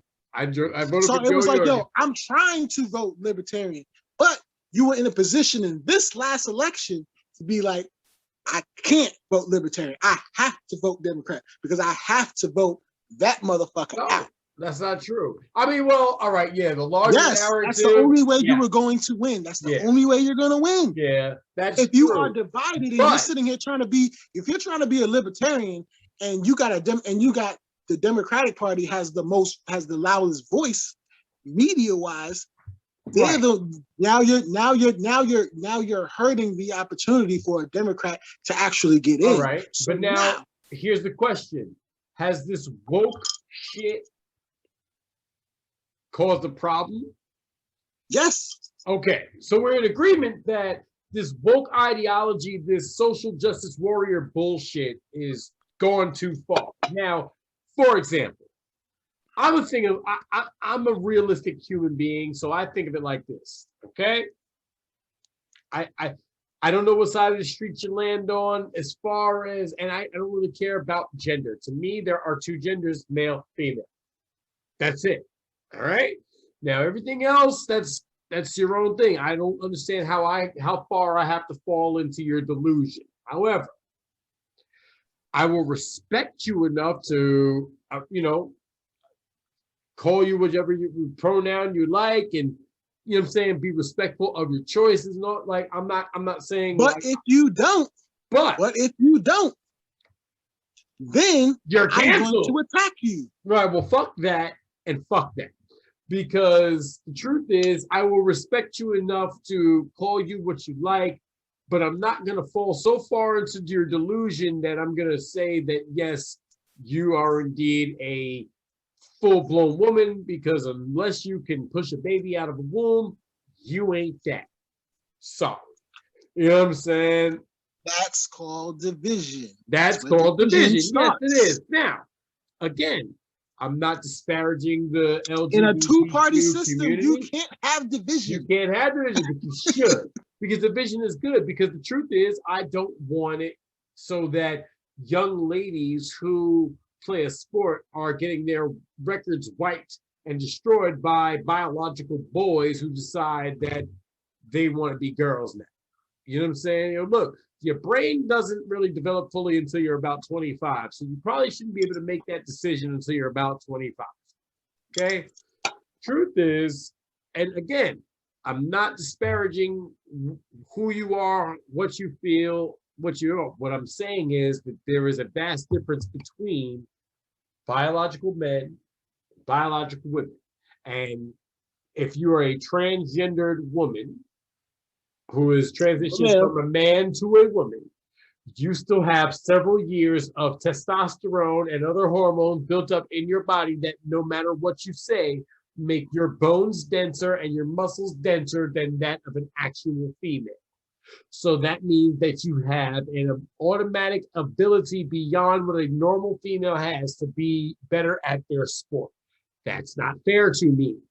Physiologically, you still have male attributes, and that's not fair to me. You know what I'm saying? I'm not saying that, oh, you can't be a female because, look, none of that matters to me. The only thing I'm saying, I'm relegating this strictly to sports. Specifically to sports, because that's the only area where I feel like some people have a choice. You can't play that game. You can't play that game. Fuck that. You can't play that game fuck that. I'm tired of this bullshit. I feel like a female. You can't play that game in sports because it is already divided. Why? Look, all right. So again, and I'm paraphrasing a Dave Chappelle bit, but if LeBron James decided that he was a female Does he get to play in who's gonna be Good shit. It's some good shit. Does he get to play in the regular Yeah, NBA? that we fucked the whole podcast. Word out, I coughed it up. Does he get to play in the regular NBA, or does he have to go into the WNBA and score 856 points a game? Like, you understand what I'm saying? Like, that would not be fair to the ladies of the WNBA. That would just not be fair. Fuck fair. It's not right. It's not right. It's not right.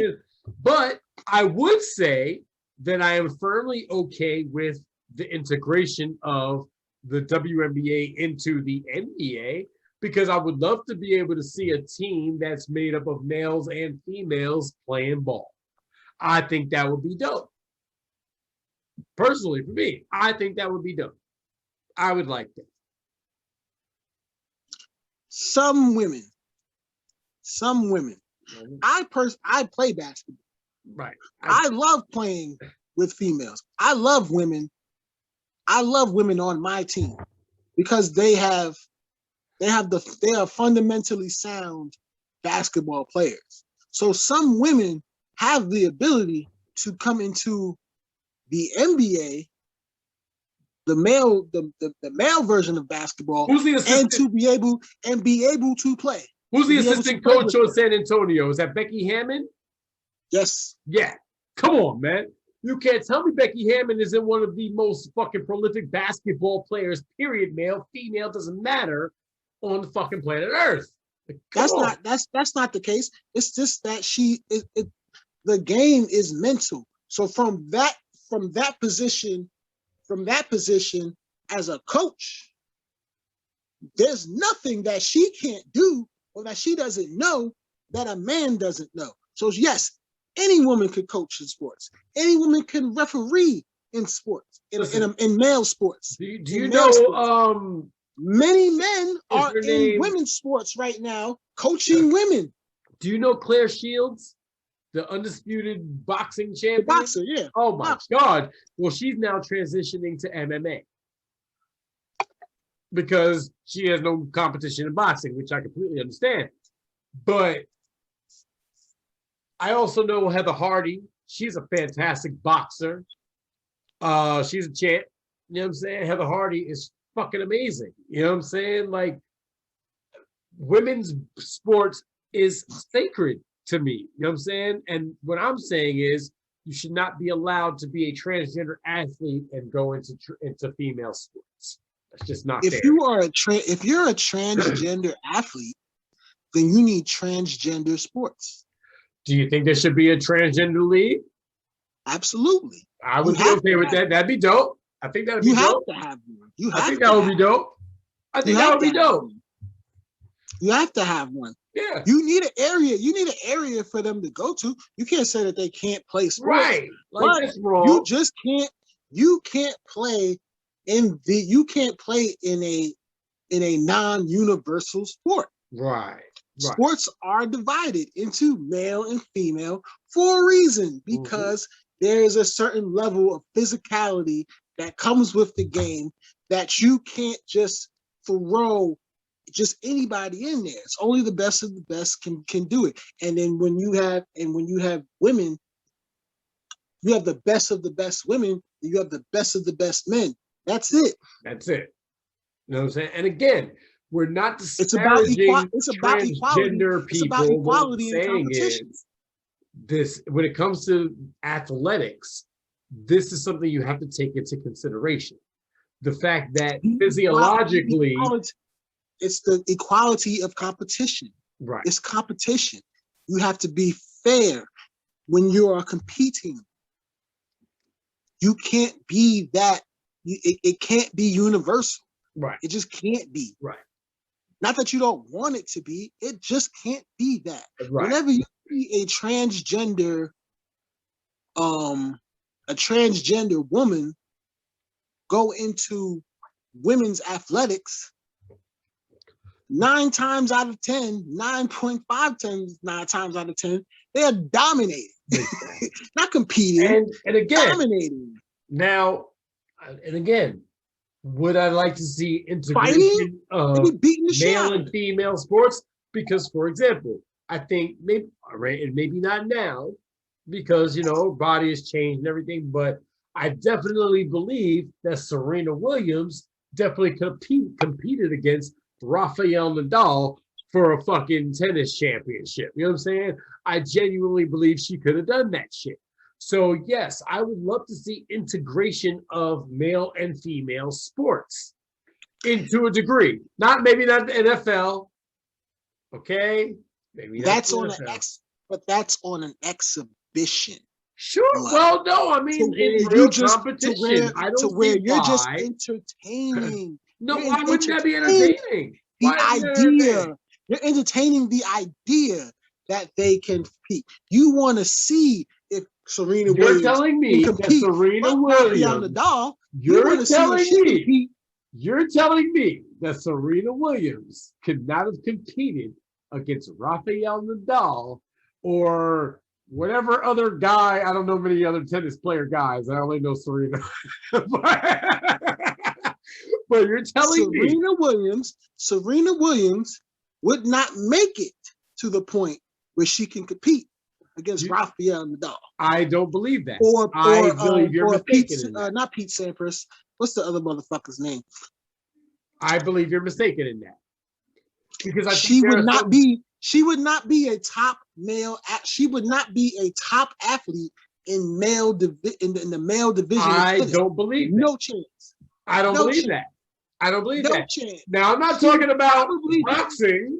I'm not talking about boxing. Top 200. I don't believe that. Now, again, some sports I do indeed believe they can be competitive. Yes, tennis is probably one of them. Golf, basketball. Golf, no. Golf, no. Because men, the men are the men are stronger. So the fields that they play aren't even the same. To drive a ball from the tee, you're talking about a guy that can drive a ball 325 yards. You're talking about a female that could drive a ball probably about 200, anywhere from 175. But you're not thinking about the young ladies. Hey, again, most of these games are mental, so we're not. No, they're not. They are. They're still mental. So you can be. Listen, man. If there's golf is physical, but physics still matters. It don't. It does. As a man, I can get closer to the cup faster than she can. I ain't gonna lie. I don't know much about golf, so I'll concede this one. I'll concede this one. Let me inform you of the golf game. I don't know. You start at a certain point. Right. A certain amount of yards to get to the cup to where that round is over. Okay. Well, all right. No, I understand how golf works. I played on Grand Theft Auto 5. I know how it works. As a man, that first you still have strength. That first initial shot. The first initial shot. With your driver. Right. With your driver, you're trying to get as far as you can. You're trying to hit that ball as far as you can and as accurately as you can. Right. The accuracy is the physics of it, but the physical aspect is you're trying to drive that ball as far as you can. Right. All right. I get you. As accurately as you can. So maybe golf is not perhaps the best joint, but there's no sport. Hey, listen, it has been proven that Serena Williams' serve is faster than any man's. It's been proven. That's physics. You can see it. But the duration. You know what? I genuinely believe, and maybe it's just Serena Williams is the aberration. Men in tennis, they have to win three sets. Women only have to win 2. So that's the way the rules are made. It's totally different. That's the way the rules are made. That's not on the people who play. That's on the people who make the rules. Hold on. Yeah, I see. Their belief is that the young ladies can't perform. Huh? No, you had stopped. You had stopped and you came back. Yeah. The internet went a little out real quick. No, what I'm saying is the rules are made by people who are believing that women can't compete on that level, but that's not to say they can't. So you can't look at the rules, and which are probably made by men, and say that this is the truth, because the truth is, again, if I just now again, perhaps Serena Williams is the aberration, but in her prime, I genuinely believe there was not any competitor on planet Earth in this sport of tennis that could have stopped her if she so chose. I think she would have been a match for anybody, male or female. Now, when it comes to sports like basketball, that's also a different sport entirely, because yes, there is indeed a physical aspect, but we also know that the way the game is played now, women can play that too. Because the truth is, the way it was played back in the gritty era of the 90s, 80s and 90s, nah, definitely not. That was way too hard. For real. I don't want to see a young lady involved in that. But nowadays, when there's a foul, why not? Listen, in basketball, there's no difference to how the game is played. The way the men play is exactly how the women play. Now, Shaquille O'Neal and a lot of other men have tried to offer the suggestion that they lower the rim for women so that they can be more exciting or be as exciting as men. Right. So they can get more dunks. So it can influence. So it can make the women's game more entertaining. Yeah. Or as entertaining as men. But the actual aspect of the game, the way the game is played, there is no difference. Right. The fundamentals don't change. The balls are the same. Everything is the same. The fundamentals now the game itself has gone away from this physical aspect of where, you know what I'm saying, you foul, you foul hard and it's just a traditional foul. Now if you foul hard, it's a technical and you can get thrown out of the game. Right. The game has changed. And we have put more emphasis on the jump shot. So a woman can be as effective as a man in basketball because there's very little differentiation between the two. Differences to the way the game is played. Right. The only difference between men and women is that men can jump higher or have been trained to jump higher than women. Because that's not to say that there are not women who can't jump, because we've seen it, they've done it, they can dunk. They're getting better. They're getting better at it. They're putting more emphasis on it. Right. There are women that are dunking now. They can't put it between their legs when they dunk, but they're getting up to the rim. I mean, does that matter in the game? It's just a level of elevation. Like exactly. Men can elevate higher than women can right now. I know many women who will whoop my ass going to basketball court. So I'm not ashamed to admit that. I'm not a sports guy. I believe that there is a place for women in men's basketball, but only at a certain height. I mean, listen. The smaller women can play in NBA basketball. The taller women that are like 6'8", 6, like Brittany Griner is. Oh yeah, I was thinking of her. Like, whoa. Well, she's one of the more dominant female athletes. But if you put her on a male basketball court, she's not going to be a center. She's going to be a small forward. Right. So she's not, so her game, the way that she plays the game is not going to be effective in the male game because she plays below the basket. Right, but again, but the fundamentals. She will have to learn how to play from outside in as Right. opposed to inside out. Inside out, right. But again, if basketball is mostly mental, if she's got the basketball IQ for it, she could do that. And again, you notice a lot of that even with a lot of male players, they have to transition their game as they get older or what have you to, look at Blake Griffin. Blake Griffin is nowhere near as explosive as he used to be.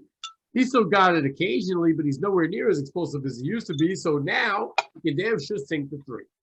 He can shoot from outside. You know what I'm saying? He had to change his game. It happens all the time. We see it constantly. Carmelo had to adapt his game. It happens. No problem with that. You know what I'm saying? I have no problem with that. I agree. You know what I'm saying? The game changes. So I would, if I were to see women in the NBA, I would be totally okay with that. I think that's what Kobe Bryant was actually trying to do. And I think he was more trying to just empower women to play their game in a more in a better way. Like he's just trying to make women compete. Listen, I've been to a Liberty game. I loved it. It was fun. You know what I'm saying? I love women basketball players. As a basketball player, I prefer to play with women because I know that they're going to do the right things on the basketball court. A lot of guys that I play with, I'm questionable about. Like, do you really know how to play? Or are you just here trying to show out? Or are you trying to showboat? Do you know the fundamentals of the game? I trust more women to be more fundamentally sound than men. Mm-hmm. But physically, the physical aspect of the game, I know they can't compete at that. They can't. They just can't. Right. Unless they did it from all right, boom. I was just about to bring this up, but a guy, like a male basketball player that's like 6'5", right? If he's in the street, he's a Frank podcast. Agree to disagree. We were talking about intergender sports, and he had gone into a kind of a rant before the break. So could you kind of go back into what you were saying there? Well, the only reason I'm so very passionate for the conversation in general is because I am a sports head. That's where I value the information from. Sports is a community. It is a world outside of everything else. It is a complete and utter distraction from everything that goes on in the world. Right. And it is a distraction that I am totally invested in. So I'm not speaking from some wishful thinking. This is just information. This is just information that I know about. Right. And the whole aspect of intergender inclusion in sports, it's so different from the ideologies of inclusion because it is known and respected that yeah. you think you're gonna be talking about the alphabet people? Can't talk about the alphabet people, but apparently, so we can't talk about that. We can't talk about women's intergender sports. But needless to say, we'll agree to disagree on that one.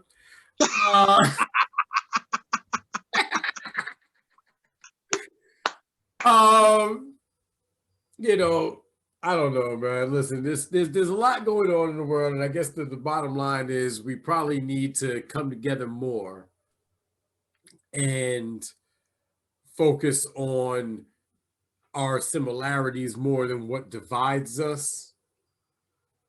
And I think if we could at least try and find common ground, then perhaps we can move forward better. You know what I mean? Like, and that's going to take a lot of introspection and a lot of fucking looking in the mirror and figuring it out. But I don't think it can't be.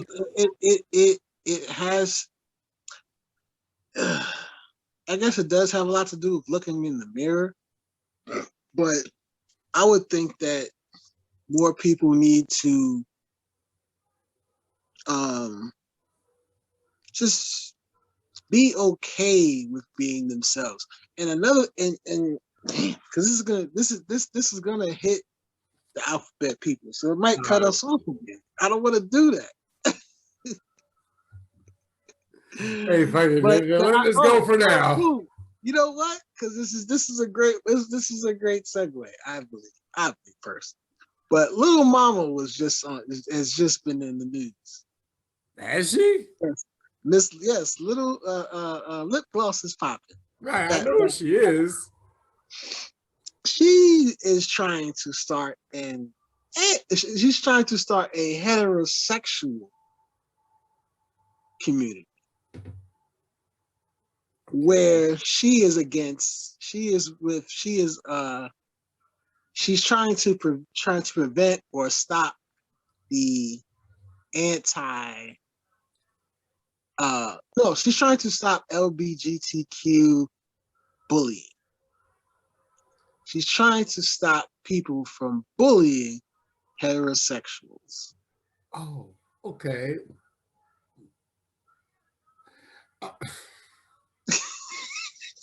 I love your reaction right now. All right. And I believe that has been the biggest problem. I think that's been the biggest problem. All right. So with humanity, because it has been heterosexual dudes have all the power. It is, huh? White heterosexual dudes have all the power. Females too. No, they have no power. Not anymore. It's hard to be a heterosexual person in this world. No power. Why? Because of politics. And hashtag me too. All of these things, it's like, yo, either you're with us or you're against us. Right. Not recognizing that those that are with you may be incredibly flawed individuals, but we're still with you. I'm not saying I'm just saying.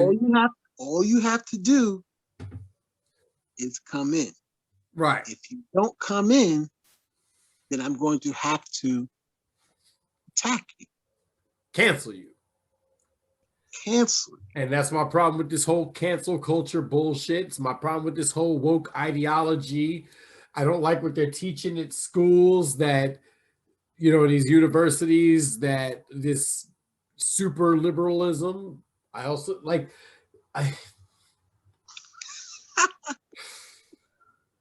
Yo, somebody said, I know, my cousin is gay, and he said something, and I said something, and he said, nope, that's your toxic, you're trying to push your toxic masculinity on me.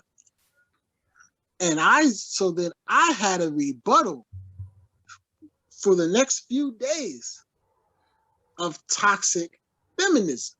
Right. Because there is such a thing. There is no such thing. It is a thing. That's a thing. It's not a thing yet. It's not a thing yet. But it's a thing. Listen, I'll put it to you like this. You're not a transphobe if you would not date a transgendered woman because you want to have an actual family and with, you know, give birth to kids and all that type of shit. You're not a transphobe if you're that. You're not a sexist if you do your job and you do it well and you get paid well for it. You know what I'm saying? And the young lady who works with you, if she should she get paid as much as you do, depending on her skill level and job? Yes, I think so. You know what I'm saying? Yeah. Listen, if she does the same job as you and she has the same skill level as you and she's going through the same training as you, then yes, she should make the same amount of money as you. Guess what a woman can do that I can't do? Give birth? Exactly. And because she can give birth, she can take time off from work, get paid to take time off from So do work. you. So can No, you. I can't. Yes, you can. Yes, you can. It's called FMLA. Yes, you can. You get 6 to 8 weeks of maternity leave. Yes. If your wife is pregnant, you get 6 to 8 weeks of maternity leave and you get paid for it. Yes, you do. It's called FMLA, Family Medical Leave Act of 1996. Yes, indeed. You better look it up, buddy. You ain't know about FMLA. Yes, you as a man, your wife gets 12 weeks of maternity leave, but you get about, I think, 6 to 8 weeks of maternity leave in order to help facilitate that change in dynamic and all that. Yes. Okay, I will not dispute the. No. Listen. This is not. There is a lot of ignorance that comes out of me, and all I pray for is some understanding that I will express myself, and you may teach me something new. Exactly.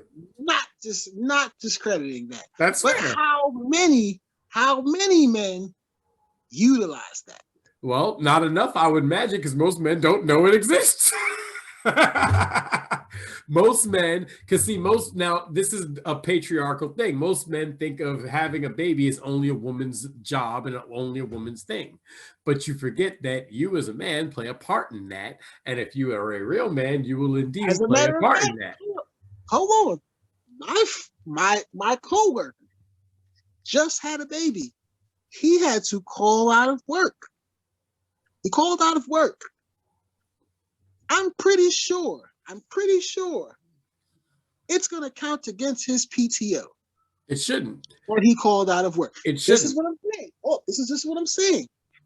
There's very little knowledge amongst men that he has the ability to take time. He should have been took time. Yes, you would schedule it. And you would go to HR to do so. Most people have this thing about going to HR. She just had a baby. I need time to be with my family to nurture through this time. Yes. But guess what?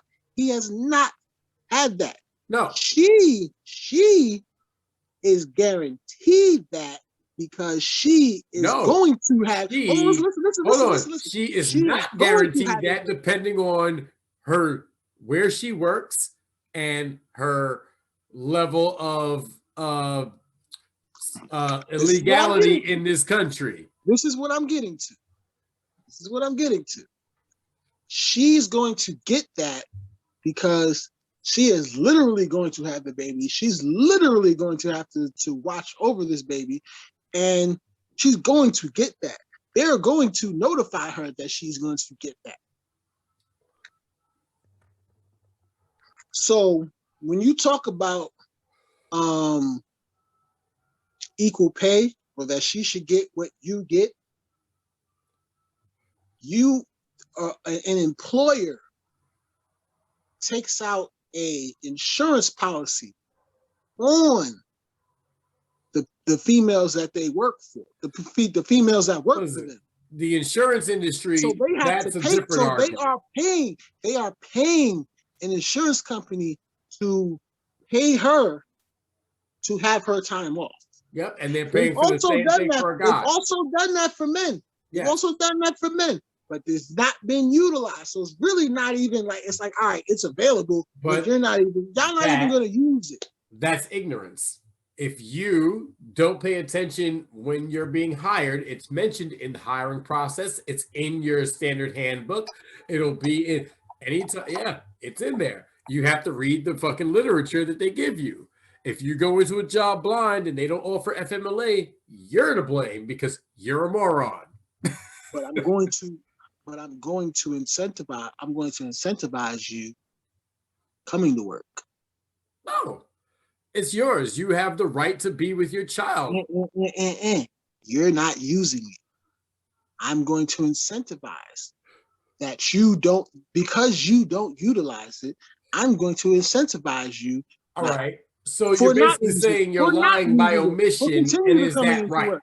But at the end of the day, You're it is asking, borderline guaranteed. you're that she is asking going if to lying use by omission is right. And I will firmly say no. In that instance, no. Because you are depriving somebody of their ability to bond and be with their child and take the necessary time to. your problem. It is, Your but problem, it's not all your now. employer. To be fair, now listen. I'll say this. I currently work for a company that not only looks out for you in that way, but encourages you to know that you have these options. Okay, I'm not going to mention who that is, but I do work for a very, very good company. So far everything I've seen, they do things right and they treat their people with kindness and compassion and the necessary shit. They do good shit for their people. So I ain't got nothing bad to say. They protect their employees. They protect their employees, Right. and they go out Right. of their way to make sure that they know what is available. Now, does every company do that? No. But I will also say that every company should. You have a right and you have an obligation as somebody who owns a business. If you have employees, you should have enough capital to be able to pay them health insurance. You should have enough to be able to pay them FMLA. If you don't have the capital to do that, you don't need employees. You just need to have a fucking self-proprietary business and work for yourself. But as an employer, as soon as I hire a female, I have to prepare myself for her getting pregnant and not coming to work. And I have to provide somebody else, usually a male, hold on, to come and do her job. Because having now this is an area that I'm uniquely ingrained in, because I know I used to sell insurance, so I know how the insurance industry works. So like I know that they have the same provision for people who smoke cigarettes. Yes, because they're automatically betting against you losing days of work because you're going to get sick from some fucking illness to do with cigarettes. Fuck that. You get a smoke break. You get a smoke break. But your insurance company incentivizes you, and your insurance company incentivizes you to not smoke. You know what I'm saying? So it's the same thing.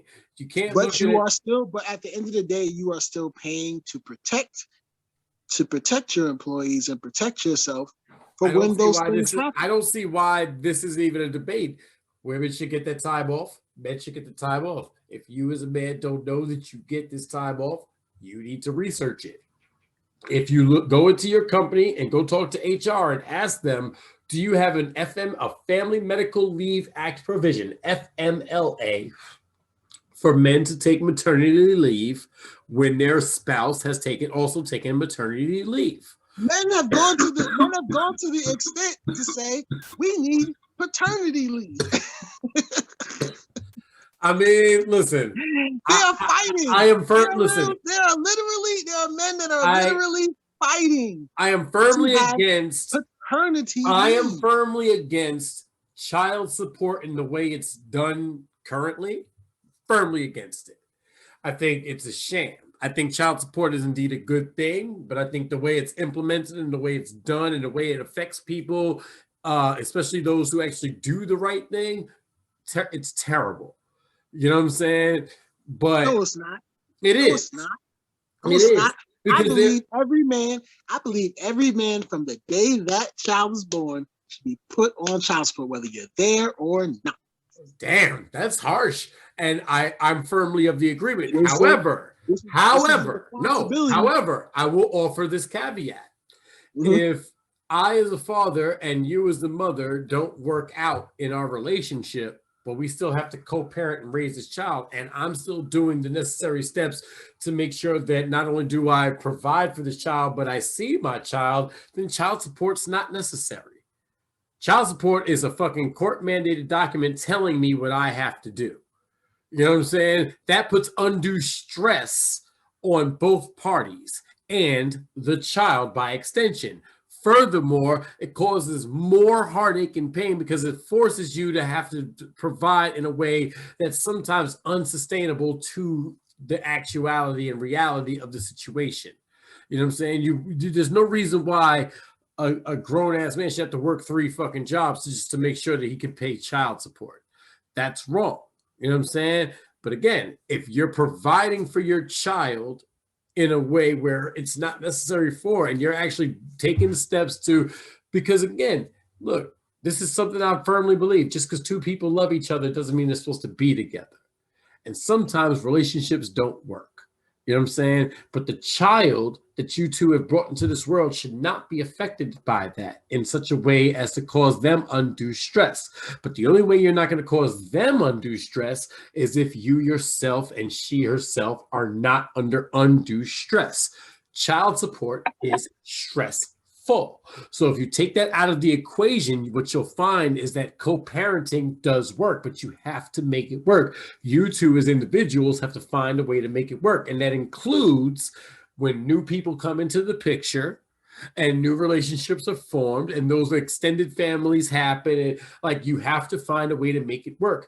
Is it easy? No. However, it is doable, but you have to be grown up about shit. You got to fucking take the time and the initiative to try and make it work. Is it, like I said, is it easy? No. Can it sometimes be impossible? Yes. But if you're trying to do the right thing and be a father to your child, then you should not have to fucking go through the system of child support. That shit sucks. It's terrible. And all it really does is cause you to want to have to do shit the wrong way. Can you see the frustration in my face? Yes. Are you going through child support? I am going through child support. Okay. That's not the frustration. Okay. I'm about to say, do you not think that kind of sucks? Right now, the frustration that I have right now is on your wishful thinking. Just how you had an idea of how the system can work better for people if they did things a certain way. Right. It could work. But ultimately, what we're talking about is wishful thinking. Fair. You're talking about if everybody, if in co-parenting, if everybody did what they were supposed to do, then there will be no need for anybody to intervene, be a middleman, and start mandating things on people. Right. As a person that pays child support, I've paid over $40,000 to my daughter's mother. My daughter is 16 years old, about to be 17 years old. I've paid over $40,000 to this girl, to my daughter's mother. Okay. Has it been stressful on me? Kind of. I was gonna say, you can't say no. But at the end of the day, paying child support has relieved me of of certain responsibilities, or not responsibilities, but it's relieved me of having to deal with my daughter's mother. Okay. Now, because our relationship did not work. Right. We tried to co-parent. It didn't work.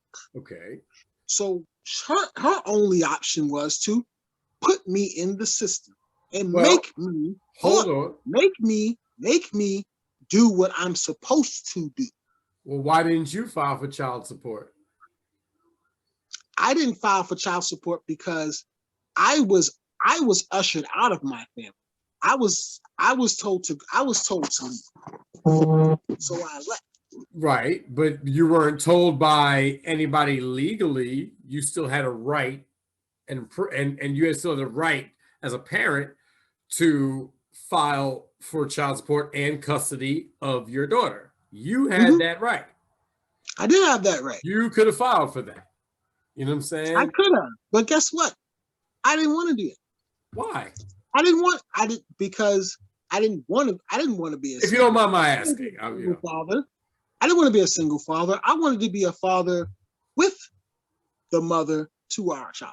Right, but She you don't think made, you could have done she that if she made, was in listen, your listen, listen. custody and you allowed her to visit? She made the decision to remove me from the situation. She wanted to keep my daughter. Right, but again, I had to, so from that point, I had to do what I had to do in order to sustain, my, not my lifestyle, but my life. all right. I had So, to go out, and I couldn't be in that house no right, more. but if I had to somebody, go out. I had to go out and find somewhere to live. I had to find somewhere to feed all myself. right, I had to go. I had to, continue my work. How to figure how to get to and from work. How to take care of my own shit. but did anybody offer you the idea of the options that you actually had in that regard? Which is to legally fight for my daughter. Yeah. Did they? Yeah. It was totally Okay. And was that not a to me. viable option? Because I mean, I It was understand. demanded by my family, like the uppers of my family. Right, They but demanded that I do that. that's listen, listen, when it comes to you and yours, you have to make the decisions that work best for you and yours. But the elder gods and all that, they made their decisions. They did their shit. They rocked out already. They did their thing. They had you. Now you have to live your life. So unfortunately for me, and listen, this comes from a place of somebody who has no more elders in that regard. Only thing I got is siblings, older siblings. I got no parents or grandparents or anything like that. So I say that we don't, especially in our community, we don't always look at the options and what's best. We always think of in terms of what we think might be best for the next person, and that's an admirable thing. But the truth is, if you had looked at it objectively and looking at it in hindsight now, right? Mm-hmm. You look at it with the knowledge you have now.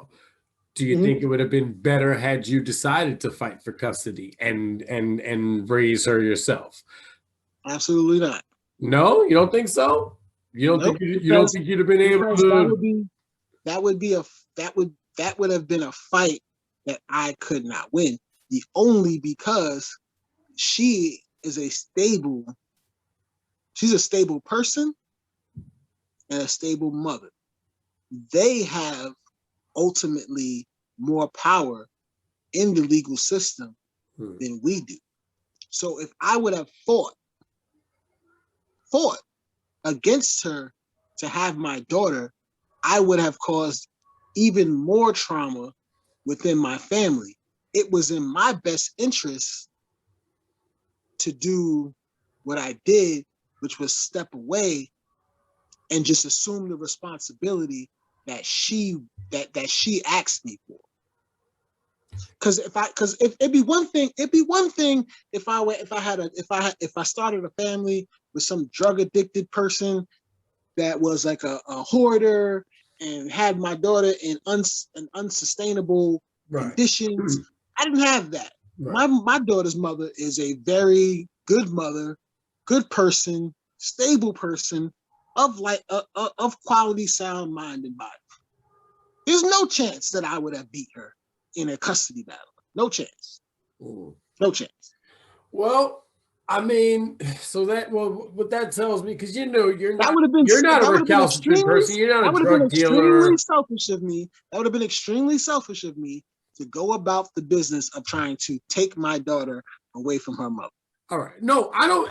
And that's the thing for me. Like, I don't think in that term. I think of, because again, I'm one of those people that, again, believes that just because two people don't love each other doesn't mean they're supposed to be together. However, that doesn't mean that the love I share for this individual ends. You know what I'm saying? We just don't work together, but that doesn't mean that I'd stop loving you or stop wanting to make sure you're safe and okay. You know what I'm saying?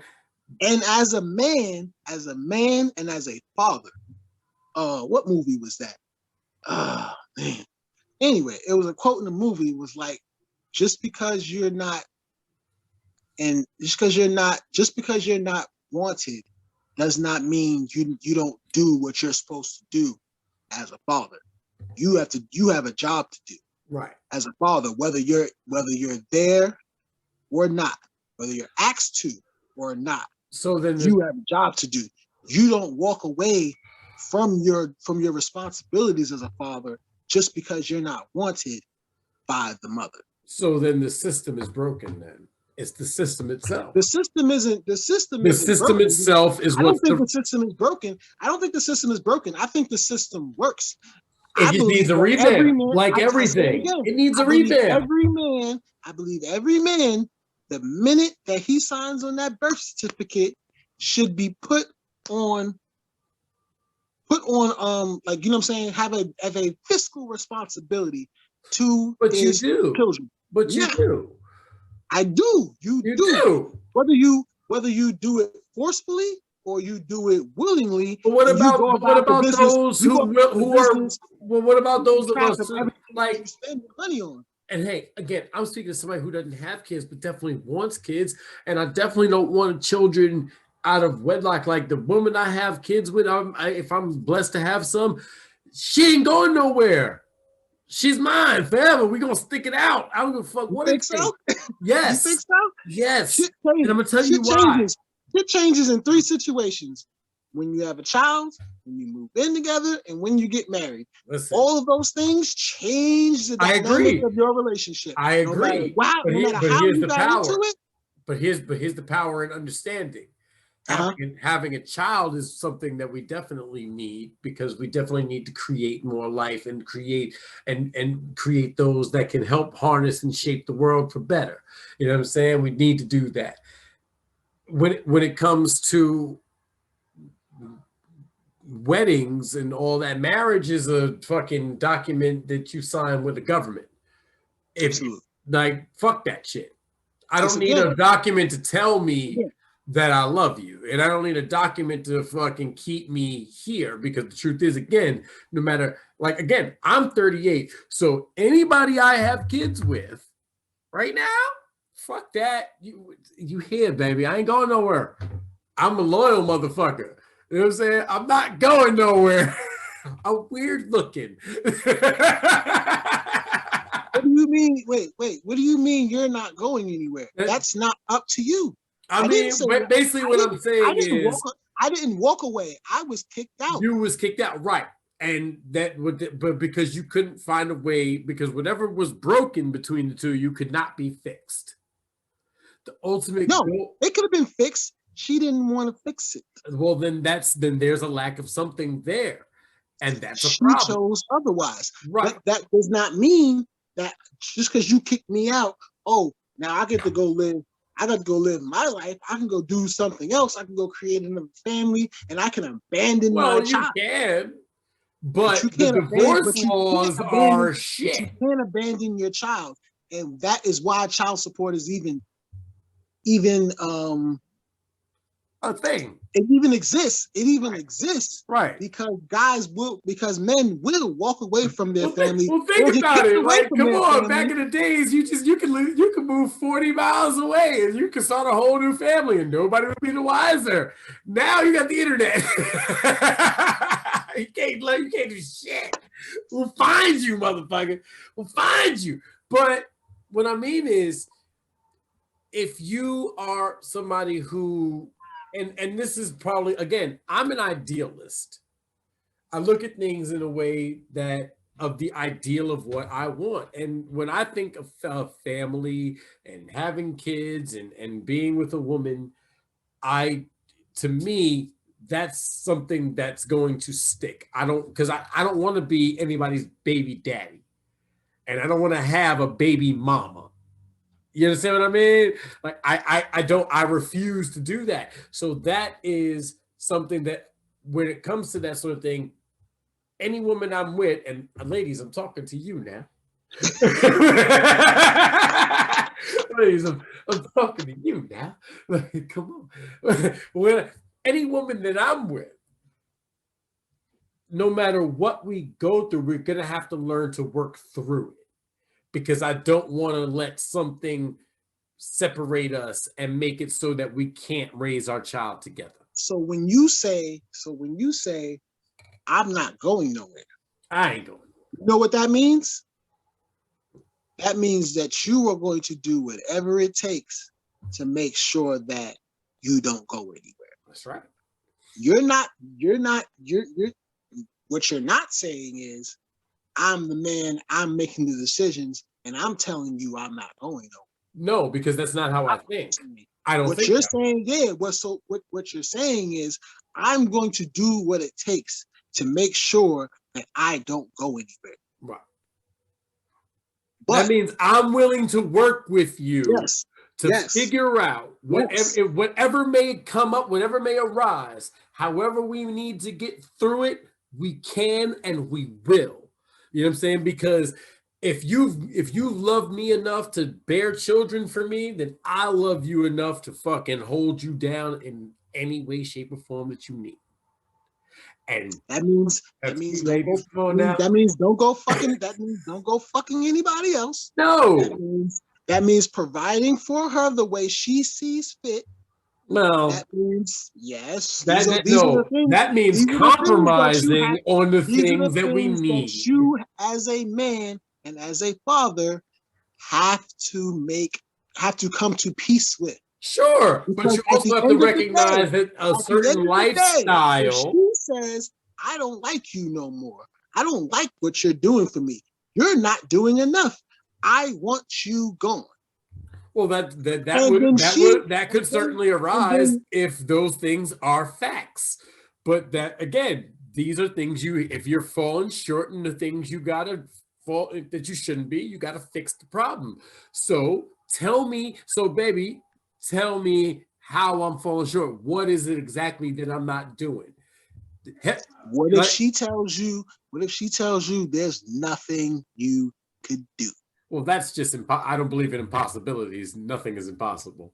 It's very possible. No, let me tell you something. Because at the age of 26, I was in the same position as you.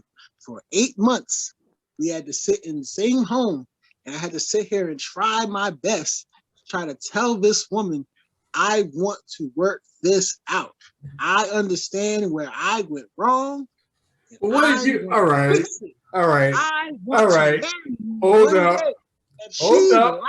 Because this now begs the question: what did you do? What did I do? What did you do? I told her we can't be together. Why? Because you don't have a job.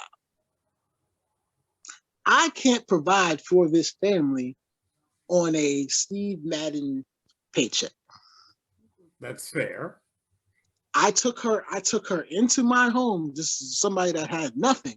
Took her into my home and then did what I had to do to sustain my family. But at some point, it got so strenuous that it took so much out of me, and it brought so much animosity and anger to me, and I took it out on her. And then she flipped it into this. Yeah. I'm not opposed. No, she flipped it on me and was like, fine, fuck it. I don't need you. I'll go get a job right now. Go get a job and I will take care of this shit myself. Okay, so what I'm hearing is a failure to communicate properly. Absolutely. Definitely. And there was definitely a way to go about that in a way where you definitely could have kept your family together, certainly. Absolutely. But you said you were 26. So technically, you were still a stupid kid. Mm-hmm. You know what I'm saying? Like, you didn't know. Hey, I'm 38. I only know this shit now. I don't think I was. If I'd have had kids back then, I was stupid. I'd probably be in the same boat. I think I was stressed out. I was stressed out. Sure. I was extended. There was a lot that I was responsible for, and it was way more than I could possibly handle. And hold on. If you'd have had this outlet back then, if you'd have had this outlet or this ability to communicate in such a fashion back then, it probably would have been a bit easier for you, because then you could have got an objective opinion on it and heard some shit like, you know what? You're right, baby. Okay, here's, like, you could have brought it to the table before you ever brought it to her and gotten some good advice. See, the problem a lot of us have, especially when we're young, is we have friends that don't always have our best interests at heart, and they're fucking stupid, and they give you bad advice, and we listen because we're their friends and we want to, be their friends. So you didn't let me finish though, so it got way worse. Oh damn. So like I said, for the next 8 months, we're co-parenting and we're co-parent. No, a year and a half. It was a year and a half. We're co-parenting in this home, and it just wasn't. It wasn't enough for me, right? So it got to a point where I saw that this can't be reconciled. So I said, I'm not going to just sit in my room and submit to you. I'm going to go do me. I'm going to go live my life. I'm going to go have other women, blah, blah, blah, blah, blah. I brought a woman into my home. Oh, boy. I caused a whole shitstorm. And for the next probably like year, 2 years, I'm trying to explain to everybody around me what I was going through and why I did what I did. And nobody agreed. Do you, so like you kind of now do you kind of understand why they didn't agree with you? If I spoke to people that were around me, they could have helped me make a better decision. Right. Because now you can understand why they would say, hey, that may not be the best idea. No. Hindsight's not working for you here. The decision that I made, I still believe to this day was validated. And now, hold up. And now it is of within the last 5 years that everybody's starting to see like, oh, that's why you did it. Okay. Even my daughter, who's been mad at me since then, just recently, of a week ago, has said, I understand why you did what you did.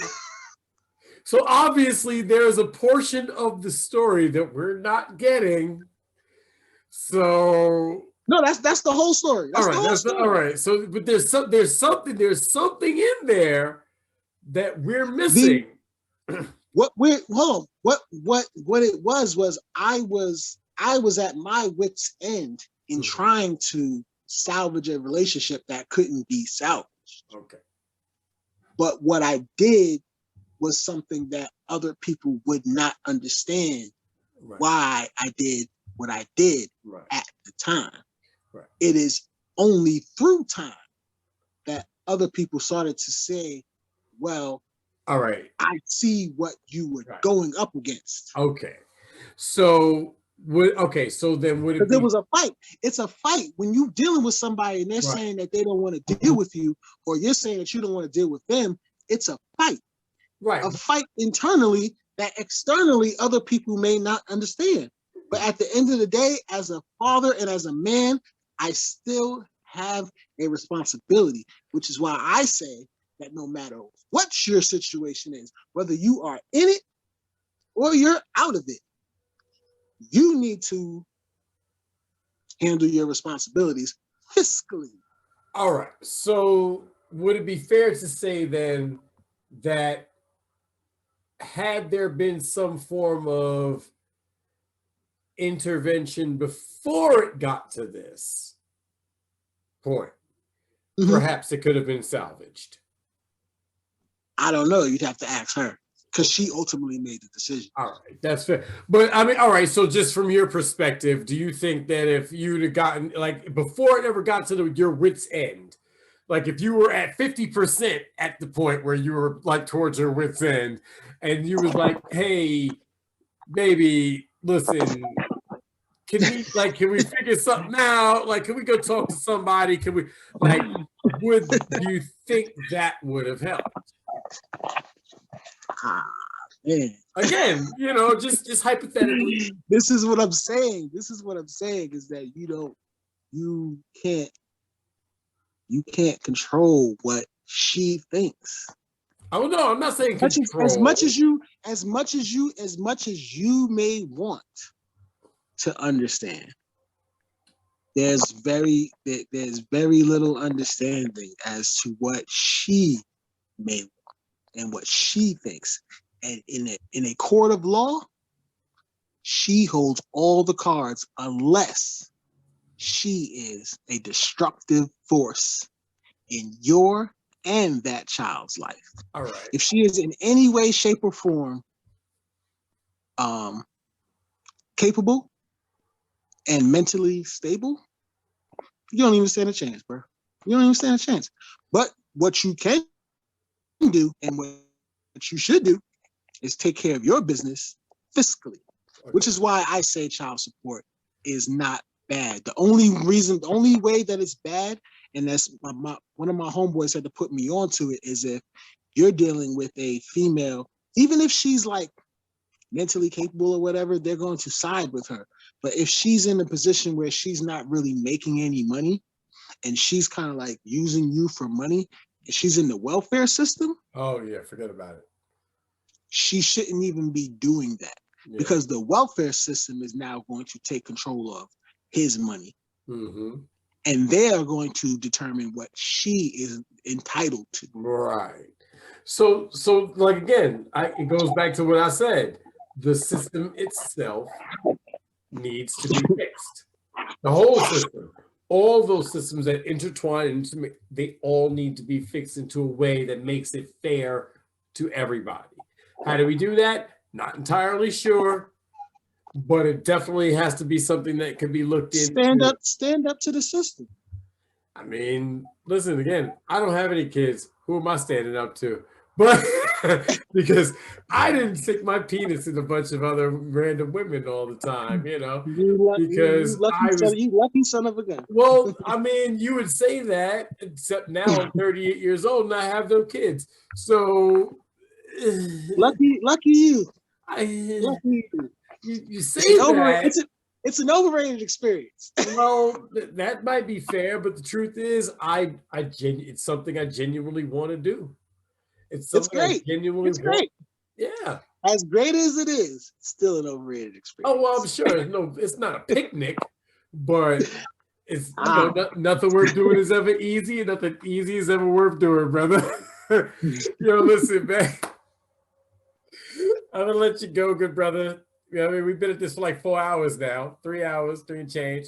So I appreciate you for stopping by. We'll have to do this again. We'll figure something out for the month of April. Hey, we can do this every month. We can do this every Monday, my brother. Well, I'm not usually off on Mondays. I'm just happy to be in quarantine. All right, we'll figure it out because I'm always available around this time that we've been doing this. Is the time that I'm always. Well, you know what? The truth is, on Mondays, I get off at 4:30. I'm usually home by like 5:30. So anytime after that, you're good. If you got the energy, let me know. Of course, baby. Come on, I drink a shit ton of coffee and smoke weed. I'm fine. You know what I'm saying? So for my brother Shaun Wallace, I of course am Frank Starfire. This has been the Just to Be Frank podcast. Agree to disagree. I hope you all have enjoyed it as much as I have. This has been a fun time, and it's always fun. It harkens back to the good old days when my internet was trash. This is why we're so good at what we do, because we're good at what we do. But if you take anything from this, it's simply this, man. You can always agree to disagree. You ain't always got to agree on everything. Very healthy. But that doesn't mean you got to stop fucking loving. You know what I mean? So very healthy to agree to disagree. Word up, man. It's a lot. So you can always come back. So you can always come back for more. Right, and then when you find new knowledge, you can always, release some of it. that ignorance. Word. That's it. You know what I'm saying? So salute my brother. Salute yes, sir. My brother. Just to be Frank podcast. I'm proud to be a part of it, brother. Thank you. I appreciate you, brother. Hey, listen, man. You was like part of the start of it, man. Because you know what I'm saying. Hey, man. Look. I didn't take it the way you taking it. You taking it. Just take it. I started. You taking it there. It doesn't even turn on anymore. It don't even turn on anymore. It don't even turn on anymore. This shit died. Hey, I was just trying to help. Offer my helping hand. That's all I was trying to do. Yo, for my brother Shaun Wallace, I'm Frank Starfire, man. This has been Agree to Disagree on the Just to Be Frank podcast. We appreciate y'all for joining us, man. One love, abracadabra. Abracadabra, my nigga. You know what I mean?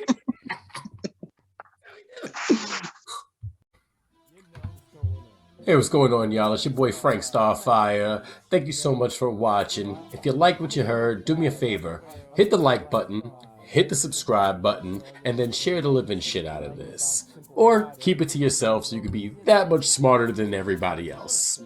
Also, do me a favor, hit the links in the description so that you can get some more great content from me and some of my friends. And feel free to drop a line in the comments, even if it's just to tell me that I'm a fucking moron. Thanks for watching.